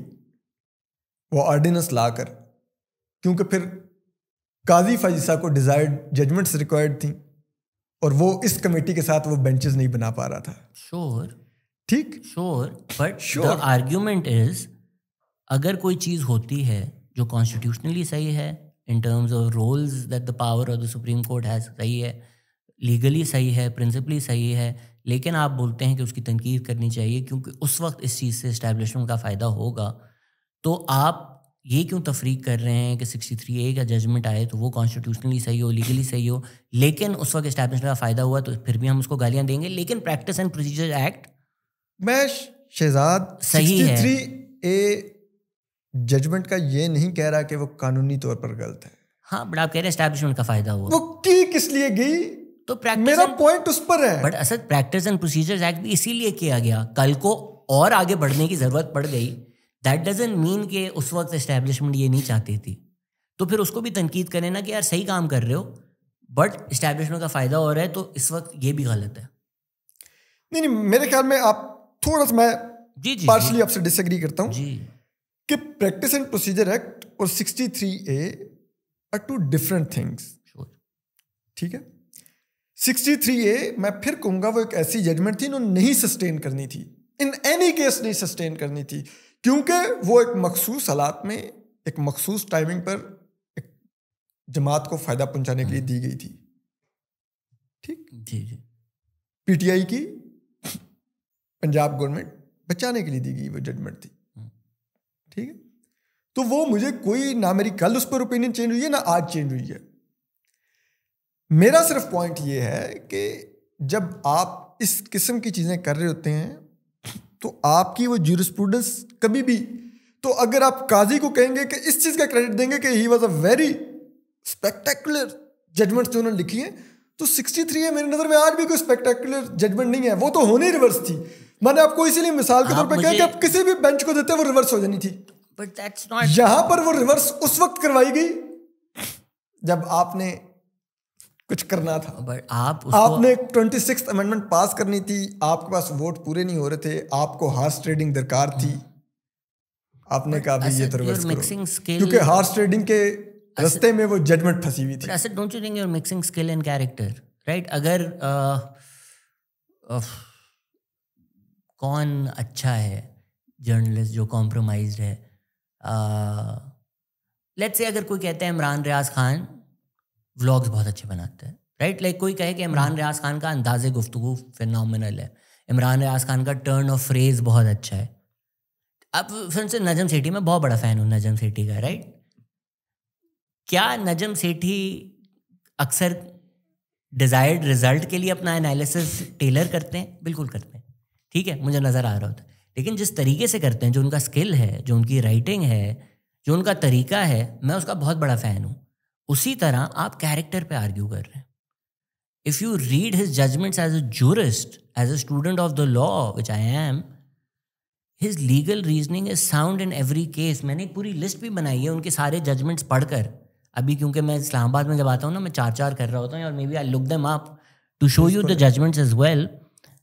he's a very good jurist. Mansoor Ali Shah is also a very good jurist. Yahya Afridi is also very good jurist. Character की बात नहीं हो रही. Just as simply judges, और यही भी मुझे सबसे बड़ा दुख है कि पाकिस्तान के जो पॉलिटिकल क्लाइमेट है ना, इसने इतना पाकिस्तान को बर्बाद कर दिया कि अगर हम एक नॉर्मल मुल्क होते, जस्टिस काजी फैज़ ईसा, जस्टिस मंसूर अली शाह, जस्टिस याह्या अफरीदी, अगर ये तीनों बैक टू बैक आते, तमीज़ के सर्कमस्टांसेस में आते, तो हो सकता है हमारा सुप्रीम कोर्ट रिफॉर्म हो जाता. कुछ तीनों जजेस बहुत अच्छे हैं, कैरेक्टर की कोई बात नहीं कर रहा है इस वक्त. अच्छा, मैं वैसे इस पे ना चीफ जस्टिस याह्या अफरीदी की भी ना मैं चाहूँगा कि आप कोई जजमेंट्स मुझे अच्छी सी कोट कर दीजिए कौन सी हैं. उन्होंने आज तक कोई पोजीशन ली नहीं है. वो हमेशा एक तीसरा डिसेंटिंग नोट लिखते रहते हैं जिसमें ना वो अक्सरियती जजों में होते हैं ना वो अकलीती जजों में होते हैं. अच्छा जी प्लीज. फैज़ाबाद कमीशन जजमेंट तो ऑब्वियसली हमें पता ही है. 63A military establishment opening the court to the Mazahir Ali Naqvi. Bad symbol judgment तो खैर बहुत ही डिज़ास्टर था उनका, बहुत बड़ा. अगेन उसमें लीगली वो सही थे, लेकिन वो लगता है कि किसी मकसद की वजह से उस वक्त आया था. मैं लीगली भी उस पर डिसएग्री करता हूं. रिजर्व सीट जजमेंट उनका बहुत अच्छा था. काजी का जी मुबारक, वो मैं बोल नहीं सकता, शायद मुझे मारना शुरू कर दें, बट अगर आपने मुबारक सारी जजमेंट भी पढ़ा है, जजमेंट आपको पता है मुबारक सारी जजमेंट पे जो उनके इत्तेहादी वीलॉगर्स थे जो कि बेनिफिशरी थे बहुत वजूहात से, उनकी वजह से वो भी उनको छोड़ के भाग गए थे. I was the only one जो उनको डिफेंड कर रहा था उस केस में, बावजूद इसके कि मैं उनका शदीद नाकिद था. बट जब वो डोनट्स वाला हुआ तब आप भी शामिल थे. नो वे. ओके, मैंने डोनट्स वाले मामले को भी क्रिटिसाइज किया. यही तो मैं आप कह रहा हूं कि मैंने उस मामले में उनको खुल के डिफेंड किया. डोनट्स को भी क्रिटिसाइज किया. एक मेरा वीलॉग डोनट्स वाले के हक में इनडायरेक्टली भी निकाल दें, या इवन के ट्वीट भी इनडायरेक्टली भी निकाल दें. इवन के मैं आज आपको बताता हूं कि प्रेस रूम में मेरी बाकायदा बड़ी गर्मा गर्मी हुई एक दो लोगों से जो उनको सख्त नापसंद करते थे, और वो वहां पर इस मामले को यूज कर रहे थे बैठे हुए प्राइवेट डिस्कशंस में. ठीक है, तो मैं कभी भी अपने बदतरीन दुश्मन के खिलाफ भी मजहब के कार्ड को यूज नहीं होने दूंगा, ना करूंगा. काजी साहब तो खैर मेरे बदतरीन दुश्मन थे ही नहीं, लेकिन मैं आपको एक बात कर रहा हूं मिसाल के तौर पे, मैं कभी नहीं हमायत करता. और इस जजमेंट पे I was the only one who was consistent. और ये बात आप अदील सरफराज वगैरह से पूछ लीजिएगा, हसनात भाई वगैरह से पूछ लीजिएगा कि जिस दिन जो फाइनल हेयरिंग थी जिसमें काजी साहब ने फिर यूटर्न लिया, उस दिन कोर्ट में अच्छे खासे मौलवी भरे हुए थे. ठीक है, तो मुझे ये रिपोर्टर्स कह रहे थे कि तुम हमारे पीछे खड़े हो, तुम इधर सामने खड़े मत हो क्योंकि तुम्हें नहीं छोड़ेंगे. You are the only one जो लगा हुआ है रोज इनके खिलाफ. ठीक है, why? Because I was consistent. ठीक है, कि don't compromise your chief justice on the name of religion. ठीक है, हमने एक गवर्नर खोया है, ये चीज मत होने चाहिए. रियासत को खड़े होने की जरूरत है. और ये काजी फैज़ के साथ बहुत बड़ी ज्यादती हुई इस जजमेंट में. रियासत ने सरेंडर किया काजी फैज़ उनको. क्यों रियासत पिटिशनर बनी मुबारक सानी केस में, आप बताइए. ठीक है, आपने ये करके, इससे बेहतर तो जिसे कहते हैं वो जनरल बाजवा और नवाज शरीफ रह गए कि आसिफ सईद खोसा रह गए कि उन्होंने आसिया बीबी को एक्विटल भी दी, मुमताज कादरी को फांसी भी दी. रियासत ने ना सिर्फ उनकी जजमेंट डिफेंड की बल्कि उनकी जजमेंट एग्जीक्यूट की, दोनों जजमेंट्स. ठीक, यहां पर रियासत खुद मौलवी पहुंचाती है उनके कोर्ट रूम में, पिटिशनर बनती है कि आप जजमेंट रिवर्स करें, आप ये करें, आप वो करें। आप एक बात बताइए ना, क्योंकि मुझे याद है मैं उस दिन कोर्ट रूम में ही था और मुझे सच्ची बात है जब का नाक बना था मैं काजी साहब का, उसके बाद पहली दफ़ा उस दिन मुझे काजी साहब के ऊपर रहम भी आया, क्योंकि वाकई काजी साहब की आवाज़ नहीं निकल रही थी। तुम कौन मौत के सामने कुछ बोलेगा यार। बाकायदा मैंने चीफ जस्टिस काजी फैसा को उन मौलवियों के सामने मिनमनाते देखा, जो कि मेरे लिए बहुत तकलीफ दे लम्हा था। It's not only because of काजी फैसा, इट्स ऑल्सो बिकॉज मैं चीफ जस्टिस की पोजीशन को मिनमनाते देख रहा था। क्या ठीक, तो ऐसा नहीं है कि अगर हम किसी के नाकिद हैं तो जो हमारे असूल हैं हम उनको भी उसके लिए कुर्बान करके हम कहें इन एनी केस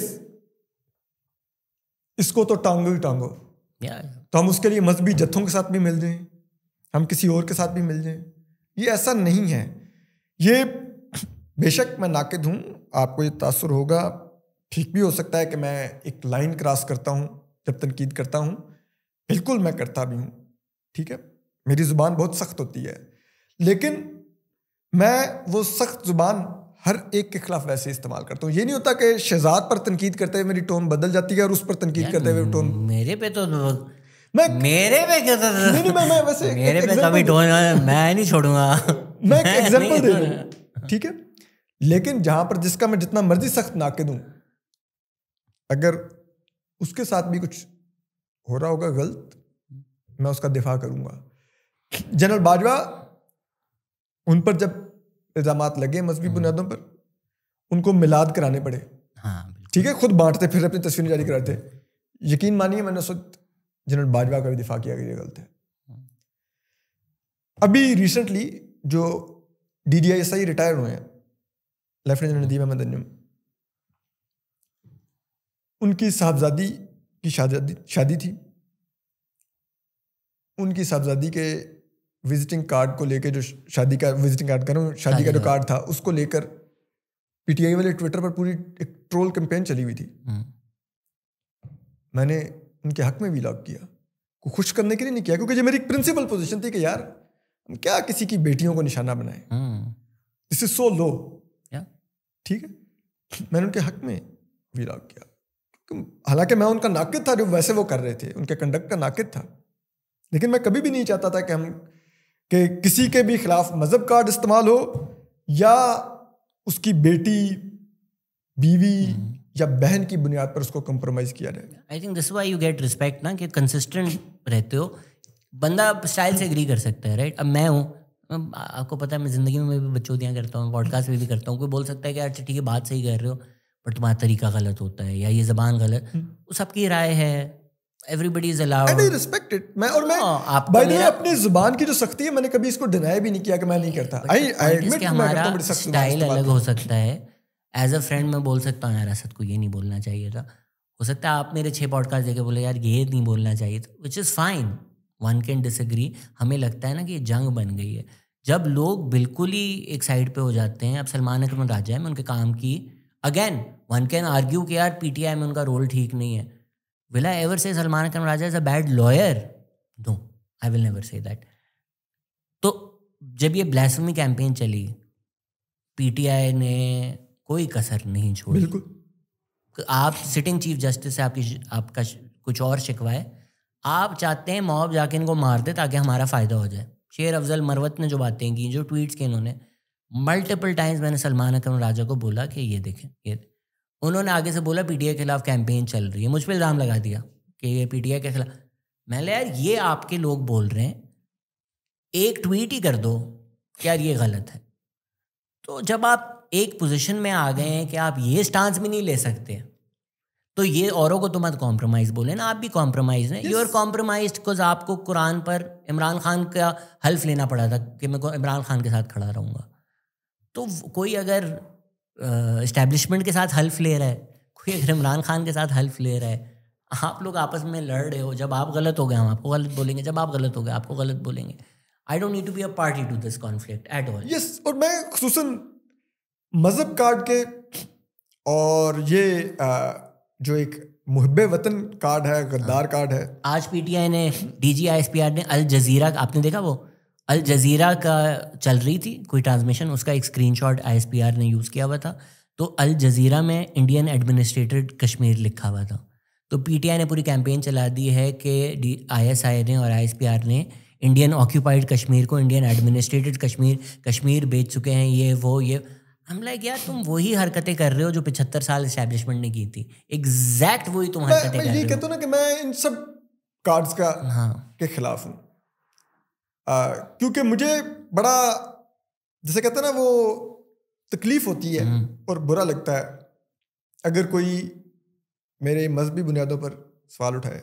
भाई मैं मुसलमान हूँ, मैं कलमा गो हूँ, मैंने आपसे सर्टिफिकेट नहीं लेना कि आप मुझे डिफाइन करें मैं मुसलमान हूँ, ठीक है। इसी तरह मैं इस मुल्क में रहता हूँ, यहीं पे पैदा हुआ हूँ और इंशाल्लाह यहीं पर मरूंगा। Who are you to decide कि मैं पैट्रियट हूँ कि नहीं, मैं मुहब्बे वतन हूँ कि नहीं, मैं गद्दार हूँ, ठीक है। सेम थर्ड वे में कि यार आप कौन होते हैं किसी के भी फैमिली की ख़वातीन को टारगेट करने वाले। आपको कभी भी मेरे कोई भी पोस्ट नहीं मिलेंगे ऑन एंड ऑफ मुख्तलिफ, लाइक मैंने अभी कई दफ़ा देखा जो डीजीसी हैं आईएसआई के मेजर जनरल फैसल नसीर साहब, उनके फैमिली मेम्बर्स की और उनकी पिक्चर्स लेकर वो चल रही थी। एंड आई वाज लाइक कि यार क्या बकवास है।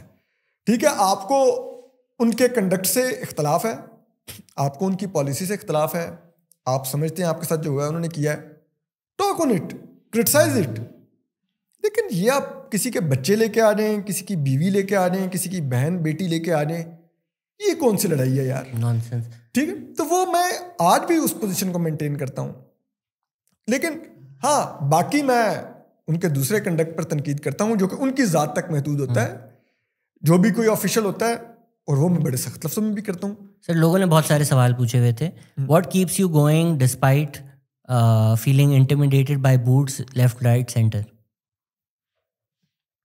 यार मेरे लिए मैं शायद अब आप कह सकते हैं कि इस चीज़ का यूज टू हो गया हूँ। अब ये घर वाली बात हो गई है कि मेरा जो दिल करता है मैं उनके बारे में कह देता हूँ, उनका जो दिल करता है वो मेरे साथ कर लेते हैं। तो ठीक है यार, अब कितना मुझे कभी कभी लगता है शहजाद के शायद इन लोगों को भी सोचना चाहिए कि अगर एक आधा कोई बोल रहा है और चलो उसके कोई एक आधे फैक्ट में कमी बेशी हो सकती है, बट बाय एंड लार्ज बात तो वो जो कर रहा है कर तो हम ही सब कुछ रहे हैं। तो वो जारी बात है, अब एरिड यूनिवर्सिटी के बारे में बात तो नहीं करेगा ना, बात तो हमारे बारे में ही करेगा, ठीक है। तो कर ले एक्सेप्ट, लेकिन अगर नहीं भी करते फाइन, क्या करें फिर। आई थिंक इवन जो ये लोग बातें करते हैं ना, मसला इनका आपसे या मुझसे नहीं है, मसला इनका आदिल राजा, इसी टाइप से। अब आदिल राजा ने आज ट्वीट कर दिया कि जनरल आसिम मुनीर 7-7 साल के अफगान बच्चे जेल में देते हैं। कि अब ये क्या बातें हैं यार, मतलब ये तो आपको जो रात को जो ख्वाब आया आपने उठा के उसको ट्वीट कर दिया। इस तरह की जो चीज़ें हैं उन पर तो मेरी नज़र में भी कार्रवाई होनी चाहिए। बट क्योंकि आदिल राजा जो आप ही का बंदा था, जब आपको मार पड़ी, आदिल राजा ने क्या कुछ नहीं बोला आपके बारे में, घटिया तरीन बातें की आपके बारे में। आज भगोड़ा खुद बकवास कर रहा होता है जो आपको माँ बहन की गालियां दे रहा होता था। और आप एक चीज़ देखिए शहजाद जी, जिन लोगों के आप मुख्तलिफ लोगों के आप नाम ले सकते हैं, ठीक है, जो आज बैरून मुल्क बैठे बहुत सख्त बातें करते हैं, तनकीद करते हैं और बड़ी बहुत कुछ कहते हैं, ठीक है, जिसमें से मेरी नज़र में बहुत कुछ जैसे कहते हैं ना अनफेयर भी होता है। लेकिन भाई वो किन के लोग थे? वो आपके लोग थे, बिल्कुल, हमारे तो नहीं थे, नहीं, ठीक। आज वो बाहर बैठे हुए हैं, आप या तो ये कहिए कि असद अली तूर और ये सारा एक गैंग है और ये अलाइन होके एक हमलावर है, तब भी आप जरूर मेरा गिरबान पकड़िए कि तुम तो उनके साथ मिल गए हो। मुझे अब इतना अरसा हो गया है, हालांकि मुझे आज कोई मानने में आर नहीं है कि मैं कहीं बाहर हूं, तो मुझे पीटीआई वाले बड़े मोहब्बत से मिलते हैं, ठीक है। लेकिन क्या ये कह सकते हैं कि उनके जो सोशल मीडिया विंग्स हैं मुख्तलिफ, और उनके बहुत बड़े बड़े यूट्यूबर्स हैं, आपको पता है उनके मिलियंस में फॉलोअर्स हैं, ये मेरा एक साबित कर दें कि ये उनके साथ उठता बैठता है। मैं आज भी नहीं उनके साथ उठता बैठता है, मैं आज भी उनकी महफिलों में नहीं जाता, ठीक है, क्योंकि मेरी एक अपनी पोजीशन है। आज मैं अपनी उस पोजीशन को उस फायदे के लिए इस्तेमाल नहीं कर रहा था कि आज मैं उनके साथ मिल जाऊं, क्योंकि आज पोजीशन तो कुछ मिलती जुलती हो गई है, ठीक है, कि आज वो भी एस्टैब्लिशमेंट पर तनकीद कर रहे हैं तो चलो आज इनसे हाथ मिला लेते हैं। नहीं यार, क्योंकि मुझे मालूम है कि कल इनमें से बहुत से लोग जब वापस डील हो जाएगी ना तो ये जहेज में साथ चले जाएंगे। But I think as a viewer sometimes मुझे डिसअपॉइंटमेंट होती है। मतीउल्लाह जान है, आप भी बहुत रिस्पेक्ट करते हैं, मैं भी बहुत रिस्पेक्ट करता हूँ, पर अगर अब मैं आदिल राजा को देख रहा हूँ, मतीउल्लाह जान को देख रहा हूँ, ये दोनों सेम बातें कर रहे हैं। This is an insult to Matiullah Jan के यार, आप मतलब उसकी क्या औकात है? जर्नलिस्ट है आदिल राजा, बताओ यार। अब जिस even the Al-Qadir trust case, क्या मिलिट्री इसको इस्तेमाल कर रही है क्योंकि उसके अभी इमरान खान, एब्सोल्युटली 100%, 1000%, क्या इमरान खान ने करप्शन की है? 100%, 1000%। तो मतीउल्लाह जान हो, अहमद नूरानी हो, जिन्होंने दोनों ने धज्जियाँ उड़ाई हुई थी कि इमरान खान ने मुल्क का 190 मिलियन पाउंड्स ले लिया, अब दोनों ये आर्ग्यू कर रहे हैं कि नहीं इमरान खान तो बिल्कुल ही इनोसेंट है। नहीं, आप बोले मिलिट्री ने टारगेट किया, पर वो भी इनोसेंट नहीं है। आई फील लाइक इतना भी नहीं इधर उधर होना चाहिए यार। अलकादिर पर मेरी एक कंसिस्टेंट पोजीशन रही है, इवन कभी भी वही है कि खान साहब जस्टिफाई कर दें कि कैसे वो एक पाकिस्तान के नॉन दूसरे सबसे बड़े लैंड ग्रैबर से डोनेशन ले सकते हैं। वाई? ये तो आपने उनके मुंह पे पूछा था, मुंह पे पूछा था, आगे पूछा कि शौकत खानम में इतना पैसा आता है, मुझे नहीं पता। और ये तो नहीं, मैंने अभी भी ये जब जजमेंट भी थी तब भी मैंने ये किया था शोर, मैंने यही कहा था, मैंने कहा why you were taking donation from a non land grabber. और मलिक रियाज इतना जन्नती आदमी है कि वो दिल के खलूस में उसने बोला खान साहब को ये दे दूंगा, बुशरा बीबी को डायमंड रिंग दे दूंगा। मैं फाइलों को टायर लगाता हूं। मैं आपको आज एक शराब बात दूं, वैसे तो मेरे पास इतना पैसा नहीं है कि मैं जैसे कहते हैं कोई इधर तरनौल में भी 5 मरले का प्लाट ले सकूं, लेकिन चले कभी अगर जिंदगी मेरे पास पैसा आया भी ना, मैं आपको अभी ये ऑन रिकॉर्ड गारंटी दे रहा हूं, 2 सोसाइटीज में मैं कभी प्लॉट नहीं खरीदूंगा, एक बैरिया टाउन, एक DHA में। मैं कभी चले प्लॉट तो मेरी कभी इस्तात में शायद ना ही है, लेकिन रेंट पर भी रहूंगा ना तो कभी इन 2 सोसाइटीज में नहीं रहूंगा, DHA या बैरिया। मैं दोनों का नाके दूं, मैं इनमें रहूंगा नहीं। आपने जी तो खान साहब को भी ये बताना चाहिए ना कि जहां पे उन्होंने शफाफियत का मेयार ये रखा हुआ है, तो फिर एक लैंड ग्रैबर का डोनेशन कैसे हिलाल हो गया? इवन के वटेवर आप कहें कि जी वो सीरत नबी के लिए लैंड, यार सॉरी मुझे मजहब नहीं यार बीच में लाना चाहिए, लेकिन आज़ सल्लम ने एक कब्जे की ज़मीन पर मस्जिद गिरवा दी थी कि अल्लाह का घर नहीं होना चाहिए कब्जे की ज़मीन पर। तो कब्जा माफिया से सीरत नबी भी कैसे पढ़ाना जायज़ हो गया यार? नहीं, वो तो मज़हब तो ऑफ कोर्स एक यूज़ है कि आप जस्टिफाई कर रहे हो। आपने कुछ ये भी रिपोर्ट किया था कि मलिक रियाज ने बोला कि यार ये तो टके टके पे बिक जाते हैं, रिंग वाली बात पर। किससे? रिंग वाली बात पर।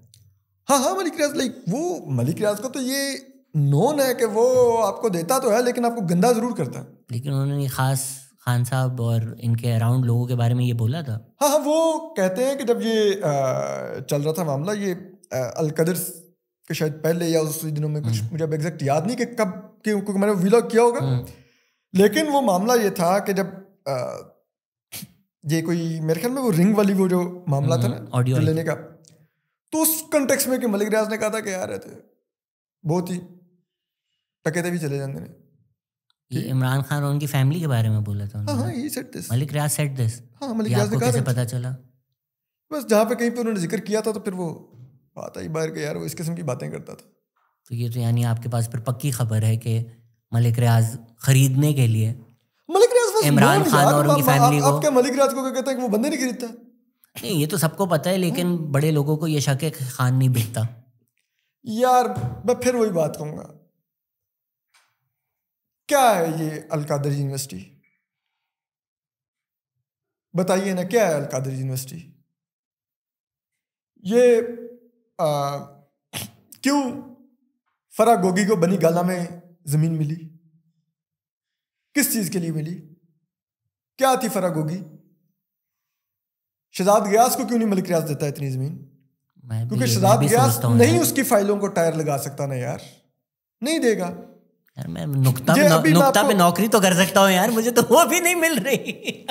मैं आपको एक अच्छा और अभी आज मजे की बात बताता हूँ। ये अभी जब काजी फैसल साहब की अदालत के अंदर मलिक रियाज साहब का केस चल रहा था अभी दोबारा, तो वहां पे इनकी टीम के लोग आए हुए थे, तो आके बड़ी गर्मजोशी से मुझे मिले। उन्होंने कहा जी हम आपको सुनते हैं, ये वो। मुझे बड़ी हैरत भी हुई। मैंने कहा मैं तो दिन रात आपको रगड़ता हूँ, तुम लोग मुझे सुन रहे। मैंने कहा ठीक है। उसके बाद वक्त गुजर गया। अभी जब मलिक रियाज साहब, एक तो अभी उन्होंने कुछ ट्वीट्स किया ना, एक इससे जब पिछली एक उनकी सीरीज ऑफ ट्वीट्स आई थी कुछ महीनों पहले, मैं नहीं झुकूंगा, मुझे कह रहे हैं खान के खिलाफ हो जाओ, मैं नहीं जाऊंगा। तो मुझे एक वो जो लोग मुझे वहां पर मिलते थे उनमें से एक शख्सियत की कॉल आई। उन्होंने कहा जी कि असद साहब वो बात ये है कि हम भी उन्हीं के ज़ेरे ताब हैं जो आपके पीछे आते हैं। मैंने कहा अच्छा जी। तो उन्होंने कहा देखें हम बहुत कोशिश कर रहे हैं लेकिन इस वक्त उनका प्रेशर बहुत है, तो कोई भी मीडिया में हमारा मौक़िफ़ लेने को तैयार नहीं है। ठीक, तो हम चाहते हैं कि आप इस मामले में दलेर हैं, आप हमारा मौक़िफ़ चला देंगे, हम आपको तमाम डॉक्यूमेंट्स देंगे, आप वो डॉक्यूमेंट्स देख के खुद फैसला करके तो वीलॉग करें कि अगर हम दुरुस्त बात कर रहे हैं कि नहीं। तो मैंने कहा यार बात सुने। मैंने कहा हो सकता है आप दुरुस्त भी हों जो आपका मौक़िफ़ हो, लेकिन आपको पता है आपका मौक़िफ़ चलाने का मतलब क्या है? कि वो कहेंगे बिग ग्यास दली तुर बिलाकर। ठीक है। मैंने कहा यार मैं वो दाग लगवाऊंगा जो मैंने किया भी नहीं होगा, और आप लोगों की रिप्यूट यही है कि आप लोगों को खरीदते हैं, तो मैं ये काम नहीं कर सकता, किसी और से करवा लीजिए, मैं आपका मौक़िफ़ नहीं चला सकता। ठीक है। तो वो हमें मालूम है मलिक रियाज क्या है। ठीक है। कराची बहरिया टाउन जिस तरह बना है सबको पता है। तो जजमेंट यहाँ पर जिस तरह बहरिया टाउन की लिए जमीनें एक्वायर की गई हम सबको पता है। अब हम इस मौके के ऊपर कि जी वो ज़ेरे ताब आ गया उसका मौक़िफ़ चलाने लग गए। मैं ये नहीं कहता कि जो भी ज़ेरे ताब है मैंने उसको डिफेंड करना है। जब इस तरह के लोग आपस में लड़ रहे होते तो मैं कहता हूँ लड़ो, मैं बीच में नहीं आ रहा। मेरी भी यही पोजीशन है। ये अली आफ्ताब सईद बार बार कहते हैं, इनके बारे में नहीं जनरली कहते हैं, ओ भाई कुत्तों की लड़ाई है, आपने एंजॉय करना है तो एंजॉय करें आप लोग। Let's run through this because अगले मेहमान भी हमारे आने वाले हैं। Why does he speak against Umar Cheema when he used to quote Umar Cheema last year? देखें यार ये वैसे ज़्यादा बेहतर है आप उमर चीमा साहब से सवाल पूछते कि वो क्या करते रहे माजी में। ठीक है। लेकिन इतना ज़रूर कहूँगा कि जो उनका किरदार निकला है, मेरे लिए अगर आप कहें कि इस रीसेंट पास्ट में जिसके किरदार ने मुझे सबसे बड़ा धचका पहुंचाया, he is one of them. And if I can use the word backstabbing, Umar Cheema, he is one. मेरी भी उनसे दोस्ती सी है, so maybe नहीं, you can like keep your friendship, I don't mind it. नहीं अब ये वो थोड़ा वो भी हो जाता है ना कि अगर ये बात आप इमरान रियाज खान के साथ करते तो बोलता हाँ बिल्कुल ऐसा है, और अब मेरा कोई दोस्त है तो मैं भी थोड़ा so it's I want you to say it also because I don't want people to think कि हाँ तुम्हारे जानने वालों की बात आती है तो तू फिर इधर उधर करना शुरू हो जाता है। तो but maybe if Umar Cheema was here then अगर कोई इन्फॉर्मेशन है आपके पास तो I could have been like बताओ।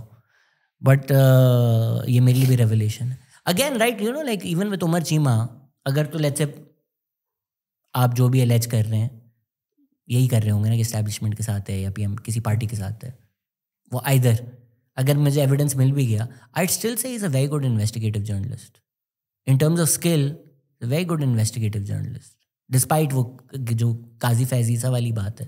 आपको no no as an the skill and character जो है ना, वो दो अलग चीज़ें हैं।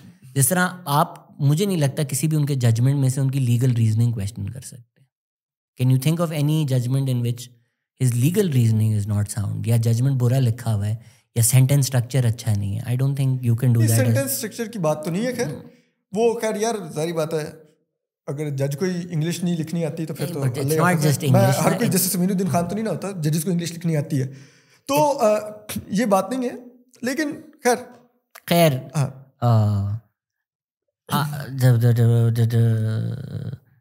बहुत सारे सवाल हैं, I am just going to like try and get questions that we have not covered. Shakir Hussain बस्तो कह रहे हैं, Asad Ali Toor is my favourite journalist, I want to ask when will he get married. किसी ने जवाब दिया, excellent question, this is the purpose of our life, thank you. How does it feel to if one were to play devil's advocate, one would think that your journalism and its intensity with regards to your positions on justice, fairness, rule of law, and the right thing to do is just another form of narcissism. Can you truly say you never sinned, hence you can throw stones at everyone? यार अगर ये criteria होगा कि आपने कोई कभी गुनाह नहीं किया तभी आप पत्थर फेंक सको, तो फिर तो सारा जर्नलिज्म, सारा मीडिया, या तो ये होना कि हम इमरान रियाज खान हो, हम वजाहत सईद खान हो, कि हम फाइलें लेते थे, टबों में लेटते थे, पैसे लेटते थे, उसके बाद बकवास करें तो बंदा क्रिटिसाइज़ करे। कभी ना कभी आपने कुछ गलत बोला, मैंने कुछ गलत बोला, ज़बान में गलती हो गई, कोई न्यूज़ रिपोर्ट की जो बददियानती से नहीं की, गलती से फेक निकली, इन बातों पे आप अगर हमें उनको या मुझे तनकीद कर रहे हैं कि जिसने कभी कोई गुनाह नहीं किया। मैंने आज तक कभी खुद पर तनकीद को माइंड नहीं किया, और उसकी मैंने एक बड़ा सिंपल मेयार रखा हुआ है। मैं कहता हूँ मैं इतनी दुनिया पर तनकीद करता हूँ तो लोग मेरे पर तनकीद क्यों नहीं कर सकते? आई ऑलवेज एक्सेप्ट क्रिटिसिज्म, बिल्कुल माइंड नहीं करता, सिर्फ एक तरह के लोगों को ब्लॉक करता हूँ, जो माँ बहन की गाली दें, ब्लॉक कर देता हूँ, बिकॉज देयर आई बिलीव कि यार दिस इज नॉट एक्सेप्टेबल। बाकी आपको मेरी ज़ात पे इख्तलाफ है, जिस तरह की मर्जी सख्त तनकीद करें, मुझे आप कहें लिफाफा, मुझे कहें बिकाऊ, मुझे कहें डॉलर को, मैं कहता हूँ कह लो यार। Did getting abducted by the establishment change you or make you somewhat frightened? नहीं पता, मुझे सच्ची बात है अपनी ज़ात के लिए तो नहीं इतना फील होता, लेकिन हाँ मैं अपनी अम्मा के लिए मुझे ज़रूर अफसोस होता है। बाकी इट्स फाइन, लाइक ठीक है, मुझे मालूम है जो कुछ मैं कर रहा हूँ, जिसके पास ताकत होती है वो इसको बर्दाश्त तो नहीं करता ना यार, तो वो फिर जो करते हैं मुझे पता है कि ये होना ही होता है। Why are people from Sargodha so talented? आप सरगोदा से हैं? हाँ हूँ सरगोदा से, लेकिन मैं यहाँ पे वैसे थोड़ा सा, मुझे नहीं लगता कि सरगोदा से बहुत ज़्यादा टैलेंटेड लोग होते हैं, अच्छा, इंक्लूड मुझे लगा बोलें कार्ड, लेकिन शायद जो सरगोदा से होंगे तो उनको लगता होगा कि सरगोदा के लोग टैलेंटेड हैं। क्यों भाई, आपको क्यों सरगोदा के लोग नहीं पसंद? नहीं, मैं ये कह रहा हूँ कि मुझे अपने समेत नहीं लगता कि सरगोदा से कोई बहुत ही ज़्यादा टैलेंटेड लोग आता है, लेकिन कई बहुत अच्छे लोग आए हैं, कई बहुत अच्छे सहाफ़ी, वज़ीर आगा साहब बहुत अच्छे लिखारी थे, शायर थे, वो सरगोदा से थे, सुहेल वड़ाइच साहब का ताल्लुक सरगोदा से है, तो कई बहुत ही बड़े जर्नलिस्ट पाकिस्तान के हमारे, बहुत बड़े बड़े नाम भी हैं, तो मैं उस कतार में अगर जाके देखूँ तो मुझे अपना बहुत ही टुच्चा फील होता है। How threatened is your life in Pakistan as we speak right now? And if it is threatened, who is saving you from threats? अल्लाह, और तो कोई नहीं बचा सकता इस मुल्क में भाई, अल्लाह। और मैं समझता हूँ कि अगर मैं ज़मीन के ऊपर नाम लूँ तो मैं अपनी माँ और ईमान मज़ारी का नाम लूँगा। यार ये मुझे पता है, कुछ आगे इनका सवाल ख़त्म हो रहा था, Imran Riaz Khan had to leave, what about you? लोग यहाँ एक्सपेक्ट करते हैं कि जब तक बोरी में लाश बनकर नहीं आएगा ना, तब तक इसका मतलब है कि हम यकीन नहीं करेंगे। अनफॉर्चुनेट बात है, लेकिन मैं जिस किसी ने भी ये सवाल पूछा है, और मैं आपको पूरी जिम्मेदारी से यहाँ पर ये ऑन रिकॉर्ड कह रहा हूँ, ताकि फ्यूचर में अगर कुछ ऐसा हो तो वो क्लिप यूज़ हो सके। जैसे इमरान रियाज साहब खान के बारे में वो लोग यूज करते हैं टक्कर का लोग का क्लिप लगा के देखो क्या कहता था और चला गया, विच आई स्टिल बिलीव के उनका हक था जाना, अगर जान को किसी खतरा हो तो वो जा सकता है। लेकिन मैं आपको यहाँ पर बैठ के पूरी जिम्मेदारी से कह रहा हूँ, I will not leave this country. मैं भी पूरी जिम्मेदारी से कह रहा हूँ, I will leave this country. That is your choice. Everybody has his choice, but I will not leave this country. मैंने कोई नहीं टक्कर लेने का मूड। नहीं मैं टक्कर के कॉन्टेक्स्ट में नहीं कह रहा कि मैं टक्कर लेके यहाँ पर लड़ूंगा और ये और वो, मैं वो उस कॉन्टेक्स्ट में नहीं कह रहा कि मैं बहुत दलेर हूँ, but to be very honest मैं यहाँ पर बहुत ज्यादा, लोगों को लगता होगा खतरे हैं, होते हैं, ठीक है, लेकिन पता नहीं क्यों मैं यहाँ पर बहुत ज्यादा खुश रहता हूँ, मैं एंजॉय करता हूँ, मैं आप जैसे दोस्तों को मिलता हूँ, मैं घूमता फिरता हूँ। मौत तो एक दिन आनी है यार, हो सकता है अभी बाहर निकलूं सड़क पे एक्सीडेंट में मर जाऊं, अल्लाह ना करे यार, अल्लाह ना करे यार। कम से कम मैं आखिरी दिन तक इस सब को एंजॉय करता रहता हूँ अपने दोस्तों के साथ, अपनी फैमिली मेंबर के साथ, बजाय इसके कि मैं किसी ऐसे मुल्क में चला जाऊं कि जहां पर मुझे दोस्त ना मिल जाए कि जिनके साथ मैं बैठ सकूं। और मेरे लिए दोस्त ऑक्सीजन की हैसियत रखते हैं। कोई मिस हो गया था मुझसे, बट 2 सवाल थे कि एक कि आप हसन अयूब के साथ स्टोरियाँ क्यों नहीं करते, बड़ी अच्छी होती थी। दूसरा था कि इमरान रियाज खान को आप क्रिटिसाइज करते हैं बट हसन अयूब को नहीं करते, क्यों? हसन अयूब को बिल्कुल मैं क्रिटिसाइज नहीं करता, इट्स ट्रू। उसकी एक तो हसन का मेरा बहुत अच्छा ताल्लुक रहा है, ठीक है, और आज भी है। I still respect him and he respects me, ठीक है। और सबसे बड़ा जो मैं हसन को क्रेडिट दूंगा, आपको पता है जब मेरे में मुश्किल वक्त अभी लास्ट चल रहा था, तो उस वक्त हसन अयूब से ये लोग पूछ रहे थे ऑन रिकॉर्ड, ऑन कैमरा भी, कि असद ने ये किया, असद ने वो किया, तो वो कहता था असद को 7 खून माफ है, असद के बारे में कुछ नहीं कहूँगा। उसने ग्रेस दिखाई बावजूद इसके कि हसन और मैं पोजीशन वाइज 2 मुख्तलिफ सिमतों में खड़े हुए थे, ठीक। कुछ लोगों ने नहीं दिखाई, जिनको फिर मैं बैक स्टैबर कहता हूं, ठीक। कुछ लोगों ने आपका कीमा बना दिया, लोग फोने करते रहे। अच्छा। शहजाद इकबाल लोगों को, शहजाद इकबाल को फोन किया नहीं, शहजाद गया सब लोग फोने करते रहे। सॉरी आई अपोलोजाइज, मैंने मिस्टेक कर दी, बट लाइक लोग कॉल्स करते रहे एंड आई नो दिस। ये आपको उम्र भर याद रहेगा, उम्र भर याद रहेगा। मैं दोस्ती और दुश्मनी दोनों निभाना जानता हूं और निभाता हूं। I never forget. गंदा काम है यार ये तो है, बट लाइक आई हाय यार, सैड टू हियर दिस। कुछ खुश कहना चाहेंगे जाते जाते, बिकॉज ये तो बड़ी एक सैड एंड हो जाएगा यार। बट आई थिंक मुल्क का यही हाल है यार। इवन अगर आप सियासत की तारीख देखें, बहुत सारे ऐसे सियासतदान हैं जो बड़ा प्रिंसिपल काम किया, एक काम ऐसा कर दिया लाइक यार ये नहीं जेब देता था। तो I guess it's the same with journalist, it's the same with jurist, it's the same with हम सब लोग। क्योंकि शहजाद बात ये ना कि यार हम सब लोग एंड ऑफ द डे बशर है ना, हम में से कोई पैगंबर नहीं है कि वो फ्लॉलेस हो, हम में होते हैं। और मुझ में तो खुसूसी तौर पे बहुत ज़्यादा फ्लॉज हैं, मैं कभी पूरी नहीं कहता, लेकिन मैं ये ज़रूर कोशिश करता हूँ कि जो चीज़ कर रहा हूँ वो इंटेंशनली 2 नंबरी ना हो।